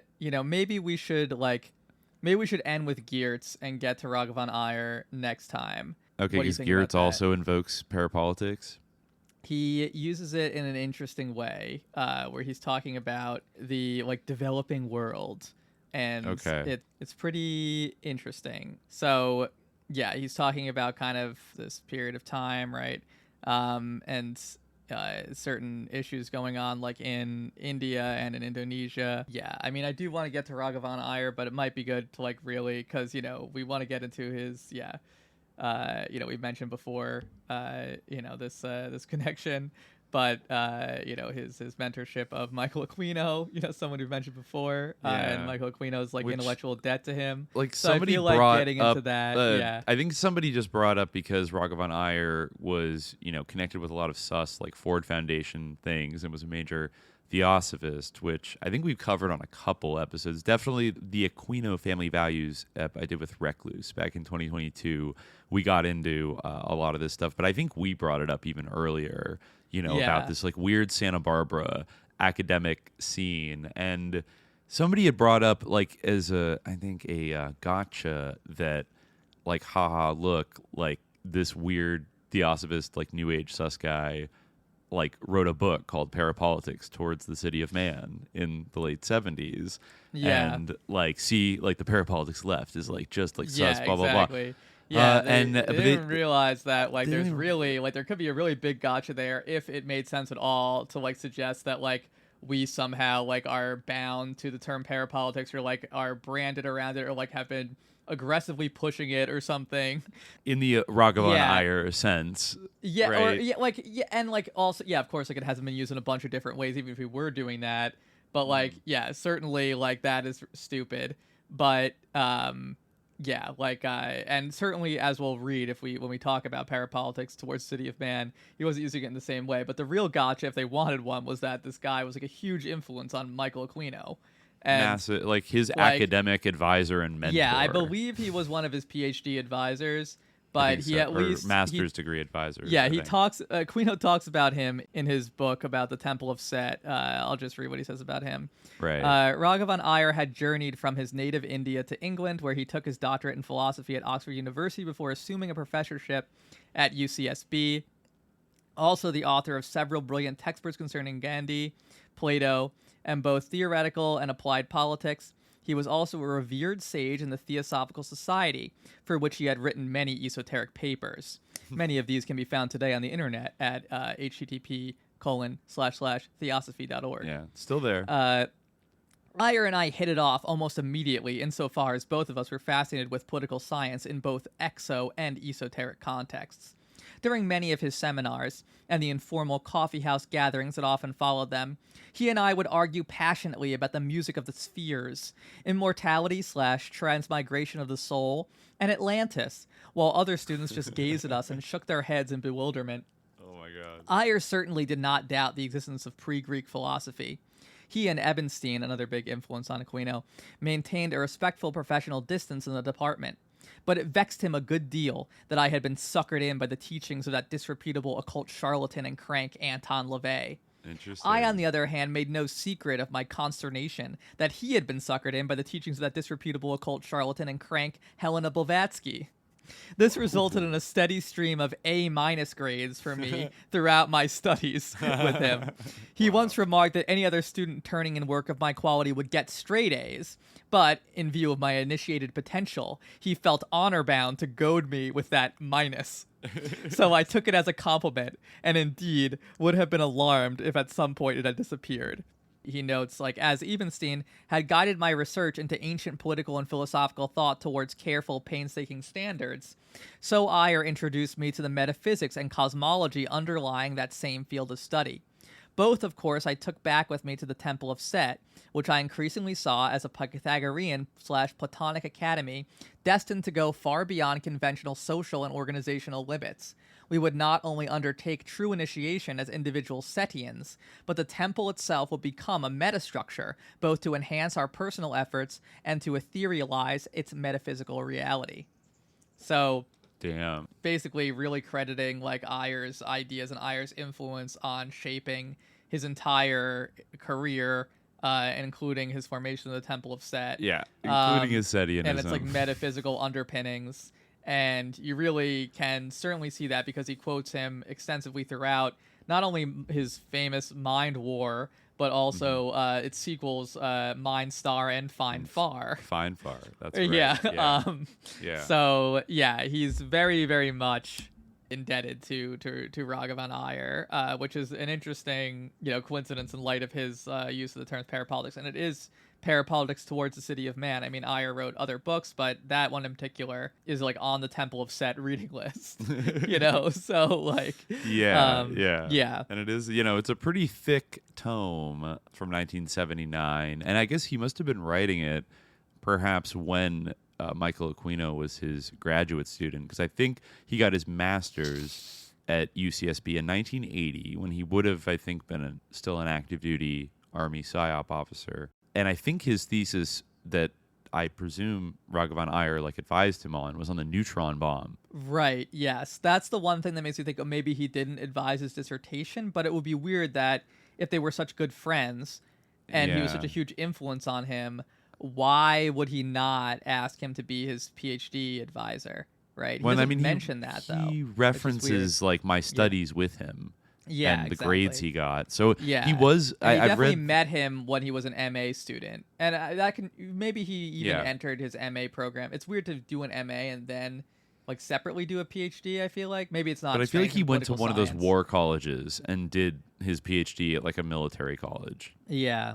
But anyway, it seems like, I've seen him post online constantly referring to this guy as Rag, they're on good, for nickname terms, they remained very definitely close. were till friends. The end of his Yeah. life. Yeah, definitely. And, and he's somebody who... There's actually a great quote about power politics towards the city of man that Aquino wrote in the Temple of Set reading list, which is, this book is a pearl of thought. Its sole defect is that it was cast before a world of largely egalitarian readers. Oh my God. I don't know what he meant by that, but I think he meant it's pearls before swine. Elite Setians who can understand. It was allowed to go out of print in 1985, which is a great disgrace, I guess. Wow. Wow. And I just want to bring up, because I think, I only discussed this on the episode I did with Recluse about Michael Aquino's mother, Betty Ford Aquino, but we ended up kind of circling around to talking about the Ford Foundation and Raghavan Iyer's relationship with it, and also with another. Well, there was an original group that was pretty much set up by the Ford Foundation by one of their kind of leading figures, Robert M. Hutchins, who was dean of Yale Law School and chancellor of University of Chicago, ended up running a lot of Ford Foundation stuff. So basically there was something called the Fund for the Republic, which was from 1951 to 1959, which is created by the Ford Foundation, and it was actually focused on protecting freedom of speech and civil liberties, and was kind of this ACLU type organization, but staffed with and actually did a lot of stuff during the Red Scare. They got hauled in front of HUAC, and I would assume maybe by some John Bircher types to be fingered as some kind of crypto globalist communist plot, to infiltrate our society. And they did indeed commission a lot of academic texts that were studying American communism in the 50s and the 60s, and with some very provocative their first stuff was Report on Blacklisting 1, movies, Report on Blacklisting 2, radio, television, then later communism in the schools, A New Philosophy for Labor, let's see, A Farewell to Integration in 1967, The Police State is Here by Wilbur Hugh Ferry in 1969, etc., etc. But Raghavan Iyer, eventually this Fund for the Republic got absorbed, I believe, in the 70s. 1979, when Aquino would have been there, this other organization, the Center for the Study of Democratic Institutions in Santa Barbara, absorbed the Ford Foundation thing. Now, the CSDI was, I guess, also founded by Robert Hutchins. These are both, I think, basically like Ford Foundation creatures. They were eventually merged in like the late 70s. But they had quite an interesting like cast of sort of like weird futurist thinkers. One big person was Ramsey Clark, was associated with both of these groups. But Raghavan Iyer was a fellow of the center, I want to say maybe in the 1970s. And he also, was the founding member of the Santa Barbara branch of the United Lodge of Theosophists and co-founded the Institute of World Culture in Santa Barbara in 1976. And wow, he was the only Rhodes Scholar from India. So, recruited at a young age, etc.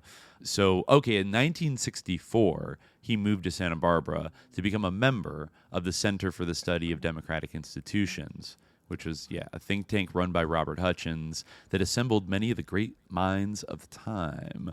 And I didn't know this till today when we were looking up earlier, but Joan Didion, one of her essays in Slouching Towards Bethlehem, it's a short one, but it's literally all about the Center for the Study of Democratic Institutions, where Raghavan Iyer and his theory of parapolitics would come out of. And I think the other thing we were bringing up when I talked to Recluse about this was there are a lot of overlaps with the CSDI down in Santa Barbara with KPFA and Pacifica. And Joan Didion's take, I mean, she's not like a Marxist, but, her take on California in all the Slouching Towards Bethlehem essays is an interesting thing to me, because she definitely wasn't like impressed by any of it, like Haight-Ashbury.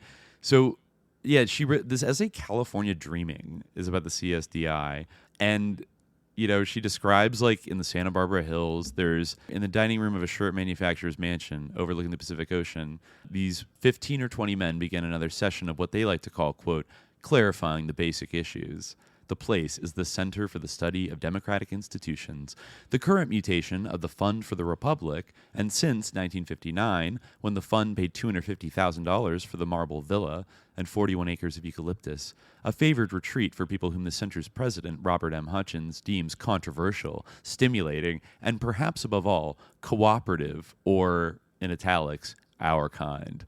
If they just want to work on their own stuff, Hutchins has said, then they ought not to come here. Unless they're willing to come in and work with the group as a group, then this place is not for them.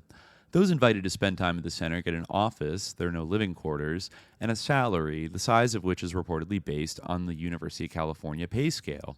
The selection process is usually described as, quote, mysterious, but it always involves, quote, people we know. Paul Hoffman, who was at one time president of the Ford Foundation and then director for the Fund for the Republic, is now the center's honorary chairman, and his son, Halleck Hoffman, is there quite a bit, and Robert Hutchins' son-in-law. Rexford Tugwell, one of the New Deal Brain Trust, is there. Why not, he asked me. If I weren't here, I'd be in a rest home. And Harvey Wheeler, the co-author of Failsafe. Occasionally, someone might be asked at the center because he has a built-in celebrity value, e.g. Bishop James Pike. What we are is a group of highly skilled public relations experts, Harry Ashmore says. Ashmore is a fixture at the center, and he regards Hutchins, or as the president of the center is inflexibly referred to in the presence of outsiders, Dr. Hutchins, as a natural intellectual resource.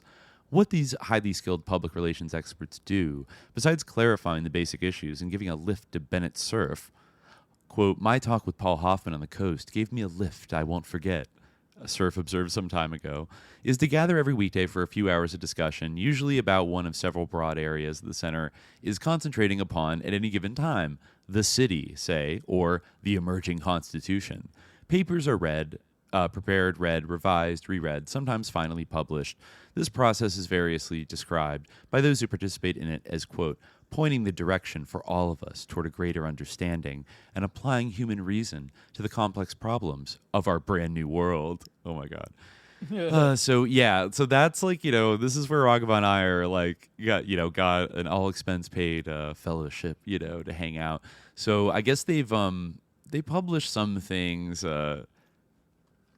Every word uttered at the center is preserved on tape. Wow. And not only colleges or libraries, but thousands of individuals receive center tapes and pamphlets. Wow.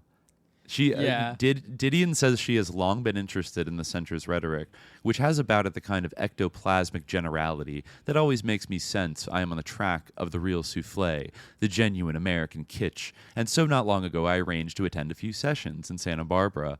It was in no sense time wasted. The center is the most perfectly indigenous cultural phenomenon since the Encyclopedia Britannica's Syntopicon, which sets forth the 102 great ideas of Western man, and which we also owe to Robert or Dr. Hutchins. Wow. Somebody told her, "Don't make the mistake of taking a chair at the big table. I was warned, sotto oui, on my first visit to the center. The talk there is pretty high-powered." Is there any evidence that living in a violent age encourages violence? Someone was asking at the big table. That's hard to measure. I think it's the Westerns on television. I tend, to agree. So that's like the conversations that are being recorded is like, is TV violent? It's like basically us talking about The Simpsons. I tend to agree. Yeah. Yeah. So, this had this like weird, crunchy, lefty, like dangerous, like kind of identity to it, which explains why. Dark web. It was kind of the intellectual dark web at the time. It reminds me of the Santa Fe Institute, which got a bunch of Epstein money and other similar, kind of the Jason Society as well. Wait, interesting. In 1959, the Fund for the Republic bequeathed to the center the $4 million left of its original $15 million Ford Foundation grant, but that is long gone. And because there was never any question of more Ford money, the center must pay its own way. Its own way costs about $1 million a year. Some 12,000 contributors provide the $1 million a year, and it helps if they can think of a gift to the center, not as a gift to support some visionaries who never met a payroll, but, quote, as an investment, tax-exempt, in the preservation of our free way of life. It helps, too, to present the donor with a fairly broad-stroke picture of how the center is besieged by the forces of darkness. And in this effort, the center has had an invaluable, if unintentional, ally in the Santa Barbara John Birch Society. Quote, "You can't let the fascists drive them out of town. I was advised by an admirer of the center." Interesting. All right. I guess because the fash lords are there, like, and these people are lefty coded, you have to keep funding this like center because otherwise the fascists win. Wow. Interesting. You can't let them. So, like the rich people in Santa Barbara, like you can't let the fascists drive them out. The whole thing with the new constitution is incredibly sus. I guess that was like Rexford Tugwell's emerging constitution she was talking about. Yeah, he like came up with a plan for like a new U.S. constitution, basically. Wow, interesting. A couple of famous people. Kirk Douglas, a founding member, spoke about the arts in a democratic society. Paul Newman was there to discuss the University of America. Was this like the and Bilderberg Jack Lemmon, group where it started off being like kind of, or sorry, this is like Bohemian Grove where it started off being kind of like, artists. Just for like, well, I guess in this case started off just for being like egghead, like, serious like political theorists, but then they opened it up to like celebs like when they needed money. This actually that's what Didion says. She says even without the Birch Society as a foil, Hutchins has evolved the E equals MC square of all fundraising formulae. The center is supported on the same principle as a vanity press.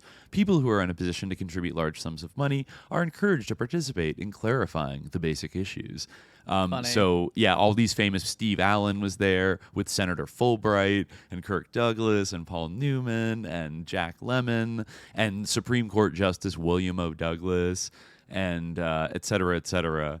That must be so embarrassing though, to feel like, you're being condescended to and like included in these discussions because you're like paid. So, like, what value does that have? Anyway, whatever. This is a sample of the convo that they had there. Apropos of absolutely nothing, Mr. Lemon says, pulling on a pipe, just for my own amazement. I don't know, but I want to know. At this juncture, he wants to know about student unrest. And at another, he worries that government contracts will corrupt, quote, pure research. You mean maybe they get a grant to develop some new kind of plastic, Mr. Newman muses, and Mr. Lemon picks up the cue. What happens then to the humanities? Everyone goes home flattered, and the center prevails. Well, why not? One morning I was talking with the wife of a big contributor as we waited on the terrace for one of the center's ready mixed martinis and a few moments' chat with Dr. Hutchins. These sessions are way over my head, she confided, but I go out floating on air. 1967. Wow, interesting. right. So that's a vibe of the place. Yeah, I think we've seen things like there's a little ain't nothing new going on there, but so this is a very like it does have this kind of lefty coded thing, but also is like deeply in bed with the Ford Foundation. Yeah, Raghavan Iyer definitely would have been there at that time because I think he moved. He came to in the mid California '60s. in Yeah, 1964. It's just so unclear he could if join Aquino, because Aquino went to undergrad at UCSB in like the mid 1960s, so he may have first encountered or like become aware of Raghavan Iyer as an undergraduate, and then he went to Vietnam, did a bunch of spooky shit, and then went back in the '70s. And so I'm pretty sure, Raghavan Iyer was like there from like 1965 through at least the 80s, I think. And definitely, huge influence on Aquino. And I was flipping through some of his texts, his theosophical writings that you could still find on like theosophy websites. And it's funny that as he's writing this, admittedly a little like woo-woo, new age inflected parapolitics book, he's writing just these like hard theosophy treatises that are like all about like the root races and like Blavatsky's prophecy and like blah, blah, blah, blah. Like hardcore theosophy. Like this guy was not fucking around. Definitely see the influence in this book for sure, like of Blavatsky, but I don't think that he mentions Blavatsky or theosophy. It's occulted in his big academic text. It's this is published by Oxford University Press. Like this is an official, serious, like kind of book. Yeah, but it does if you're paying attention, you could see a lot of definitely like metaphysical and esoteric, stuff. And it's like definitely. It has a lot of like long-winded, like backhanded compliments of like Marxism, but then explains why like no, it's actually like not correct, and like we need something. It's definitely a more refined kind of a formulation than like interesting. Like it's I do want to the Timothy Leary iteration of it. Yeah, I think we have to do like a second day of this I agree, because like a deep dive more, into and I do want to get like a little bit into the Geertz stuff as well, but like you can kind of see like just going to like his like the definition that he even gives of parapolitics, like you can kind of see because parapolitics, from as I said, it's kind of like metapolitics, you could also say. Like he's thinking of para in the sense of like beyond, something that goes beyond like politics in the conventional sense. And he has like this somewhat sus diagram in the shape of like a 6-pointed star, the seal of Solomon, that is like a classic sort of occult shape. If you look at this, like people can look at the book, it's on archive.org, it's on page 26, but like the image, like it has like in the center of the star like a triangle that says parapolitics, politics of vision, and virtu. Like, and then the two sort of vertices of the triangle are will, parentheses, strength, and eros, sympathy, parentheses. And then the top is logos. Yeah, right. Logos, speech is the top vertex. And then there's like a bunch of different arrows going different directions, like dialectic of revolution is opposed to the logic of expansion. The dialectic of reason is opposed to the logic of contraction. Yeah, I guess so. It's kind of like hard to read the page. Yeah, but anyway, so he defines parapolitics this way. He says, parapolitics signifies the imaginative application of seminal ideas vitalizing political theory and practice, the elaboration of fundamental principles into paradigms of relationships among persons and between civil means and humane ends, the quest for political understanding and action based upon expanding self-awareness and the ever-receding perspective of ideals rooted in the ethics, metaphysics, and psychology of self-transcendence. So that sounds like very, like, certainly like very initiatory, very esoteric, very Setian almost, actually. Yeah. Like, well, it's also, I now that I think about it, Michael Aquino had that sort of a vision where Set came to him, like, and gave him like the Coming Forth by Night book on a beach, I think, during one of like the equinoxes in Santa Barbara, I believe in 1975, which means that he must have been there doing his graduate work, probably with Raghavan Iyer. I wonder if Raghavan Iyer had an influence on him, because according to Aquino, he hated Anton LaVey.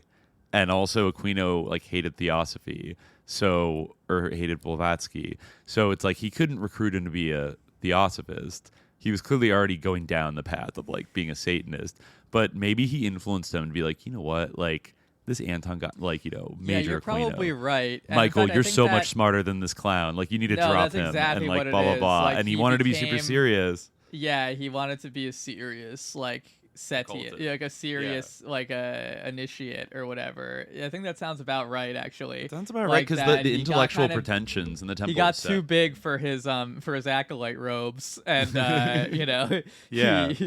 So Anton LaVey did not give off of like he was kind of like a carnival theater kid kind of guy at the end of the day in terms of his he presentation. was not like an intellectual. Like he would not. Yeah. Like And if you read Aquino the always Satanic cites that as like Bible, he it's was like- not intellectual enough, Yeah. like a more sophisticated academic Yeah, understanding. exactly. So he probably like Like- came like a eager little dog to like Raghavan Iyer, just like I created like an academic satanic cult, like Yeah. and he was like good. I don't know, presumably like they were homies. If Aquino like came to Anton LaVey and was like, I want to incorporate like Platonic ethics and the good and like or whatever the hell, like Anton LaVey would be like, the good, like fuck that, like what's good is actually bad and it's all about like having sex or like whatever or something like that. Anton LaVey is like the sort of like the Yeah. brain like exploding into like cosmic consciousness meme of like Anton Yeah. LaVey is like the second one from the top where like the brain's just like a little bit. It's like being bad is good. Yeah, and then exactly. like Aquino is like a little bit further down of like actually like pretending to be good is actually extremely evil, and then or, like it goes from there. But- I think that he thinks that he's good and he thinks that like the ultimate good is.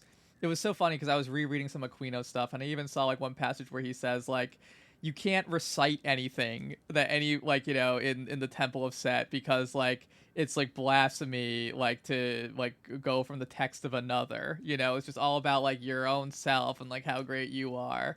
And like Pepper and remanifest and all that stuff. Like, oh my god. So yeah, but we will like definitely delve further into Iyer's vision. I think maybe we can compare with some of like we can cross reference with Aquino's work, and also maybe we'll see if we have time. I think we will next time talk about. Certainly, I think it might be interesting to look at interpretation of cultures from Geertz.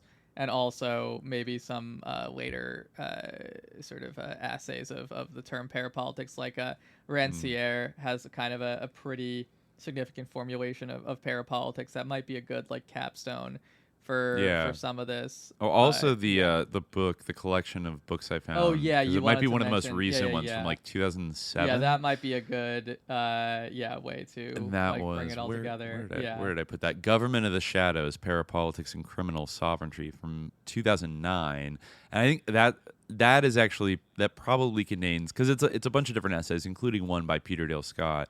But it really kind of it's a pretty hard, it's like dense academic treatise on this idea of parapolitics, mostly as it's read been. It, but you mentioned it was good. Yeah, I read the first essay. I'd like to honestly read all of them because it is interesting, and its discussion I think hits most closely to the actual stuff that we like regularly talk about on SJ, like the real Contra shit. And it basically, like the description is Government of the Shadows analyzes the concept of clandestine government, explores how covert political activity and transnational organized crime are linked, and how they ultimately work to the advantage of state and corporate power. It shows that legitimate government is now routinely accompanied by extra-governmental covert operations, using a variety of case studies from the mafia in Italy to programs for food and reconstruction in Iraq. The contributors illustrate that parapolitical structures are not, quote, deviant, but central to the operation of global governments. The creation of this truly parallel world economy, the source of huge political and economic potential, entices states to undertake new forms of regulation, either through their own intelligence agencies or through the more shadowy world of criminal cartels. So that's some good I think that's overall some good shit there. And, they talk a lot about parastates in that, and a lot of stuff that's actually more addresses like the phenomenon of kind of post-Cold War, like the 90s and the 2000s, the rise of quote-unquote terrorism and like informal governance kind of structures in, like, say, West Africa and in other parts of the world that are sort of ridden by conflict, and like the origins of the mafia, but also how, like, that's been, like, historically a little, like, over essentialized to be like, this is how all criminal networks work, when a lot of it is maybe a little more specific to, like, Italian, like, Southern Italian culture, specifically. But all this kind of stuff. I picked up at the last bookstore a week or two ago, along with a biography of William Donovan. I also got, like, a full, I think, like a book printout of, like, the Kefauver Commission report on, like, organized crime in America, and it's got some kind of. It'd be interesting to look at that, like, organized crime commission, like, kind of era from what was the late 50s, early 60s, and, like, see how accurate it was, or, like, how much they covered up, or why they did it at all. Like, who were the real, like, stakeholders that wanted to, like, crush wanted to crush, like, the network of, like, organized crime and blah blah blah. Like, was it, like, the old silk toppers? Why were the Kennedys so about, like, going after the mafia after they were, like, kind of tight with them? All kinds of shit like that. That might be good to look through. But for this, I think doing a little more Raghavan Iyer, and then looking at some more modern attempts to nail down this term and provide us, like, I think we already said there's not one way to use parapolitics, but I think there's like a handful of useful ways in which you could use it, even if we're probably not going to use that word a lot because, as we've already, like, thoroughly established, it's not our, like, top word that, like, we we put on a flag and wave around. But, like, one of these things, like, it's kind of like one of these things, like, paranormal. It is similar a lot to the word paranormal, where I don't really, like, the paranormal is actually quite normal. Like, people have paranormal experiences, or certainly at least talk about the paranormal all the time. Like, it's a very consistent feature, like, of, like, all societies, that there's, like, this thing. So, or even the supernatural, right? If you believe in anything like that, then, some people might deny it, but, like, certainly it is natural, like, it's part of nature in some way, right? If these things can, in fact, happen, things that are often categorized under that term. So, like, even though I might use those terms, I don't really like them. I think they're a bit misleading. And I feel the same way about, like, the term parapolitics. But, like, it almost seems like, if we're gonna have to, be associated with this term, not that I necessarily am submitting to being associated with it, like, but if we are going to, I'd rather have, that's not something I surrender to, but if we're going to, then, like, I'd rather be associated with, like, a nuanced view of it as, like, an evolving form that's been attractive to many different tendencies and many different understandings and conceptualizations as part of a broader discourse of understanding, like, politics or the political sphere and its marginal or hidden aspects, maybe, or its like peripheral, or however you want to put it, features or something like that, right? Whatever. I think that maybe it's interesting to think about how you would coalesce, or how you would create a definition of parapolitics that would satisfy all of these different uses that we've seen, right? We've seen, obviously, different definitions. Is there a way to define this word that would fit, like, all these different ways of using it? Maybe. I don't know. They're quite contradictory. Maybe. But there are certain consistent themes, I think. You have to give it maybe a bit more thought, but there are certain consistent themes. I think, or maybe there's a new term out there that is yet to be coined that maybe we'll stumble upon, that perhaps captures the je ne sais quoi and all the different layers that we want. I mean, other people have tried. I think there's, like, obviously deep politics, crypto politics. Crypto, you can't really use crypto anymore because it's funny. It's crypto like politics is a more natural one because it is, like, actually, like, hidden politics. That's, like, the whole idea of, like, politics. But also, like, a lot of politics are hidden. It kind of like it almost presupposes that politics are like mostly in the open, except for like in occasionally the public square. It's like, well, yeah. Anyways, we'll dive deeper in a few of these later examples, but we'll hang it up for now. But until then, dear listeners, stay vigilant. Peace.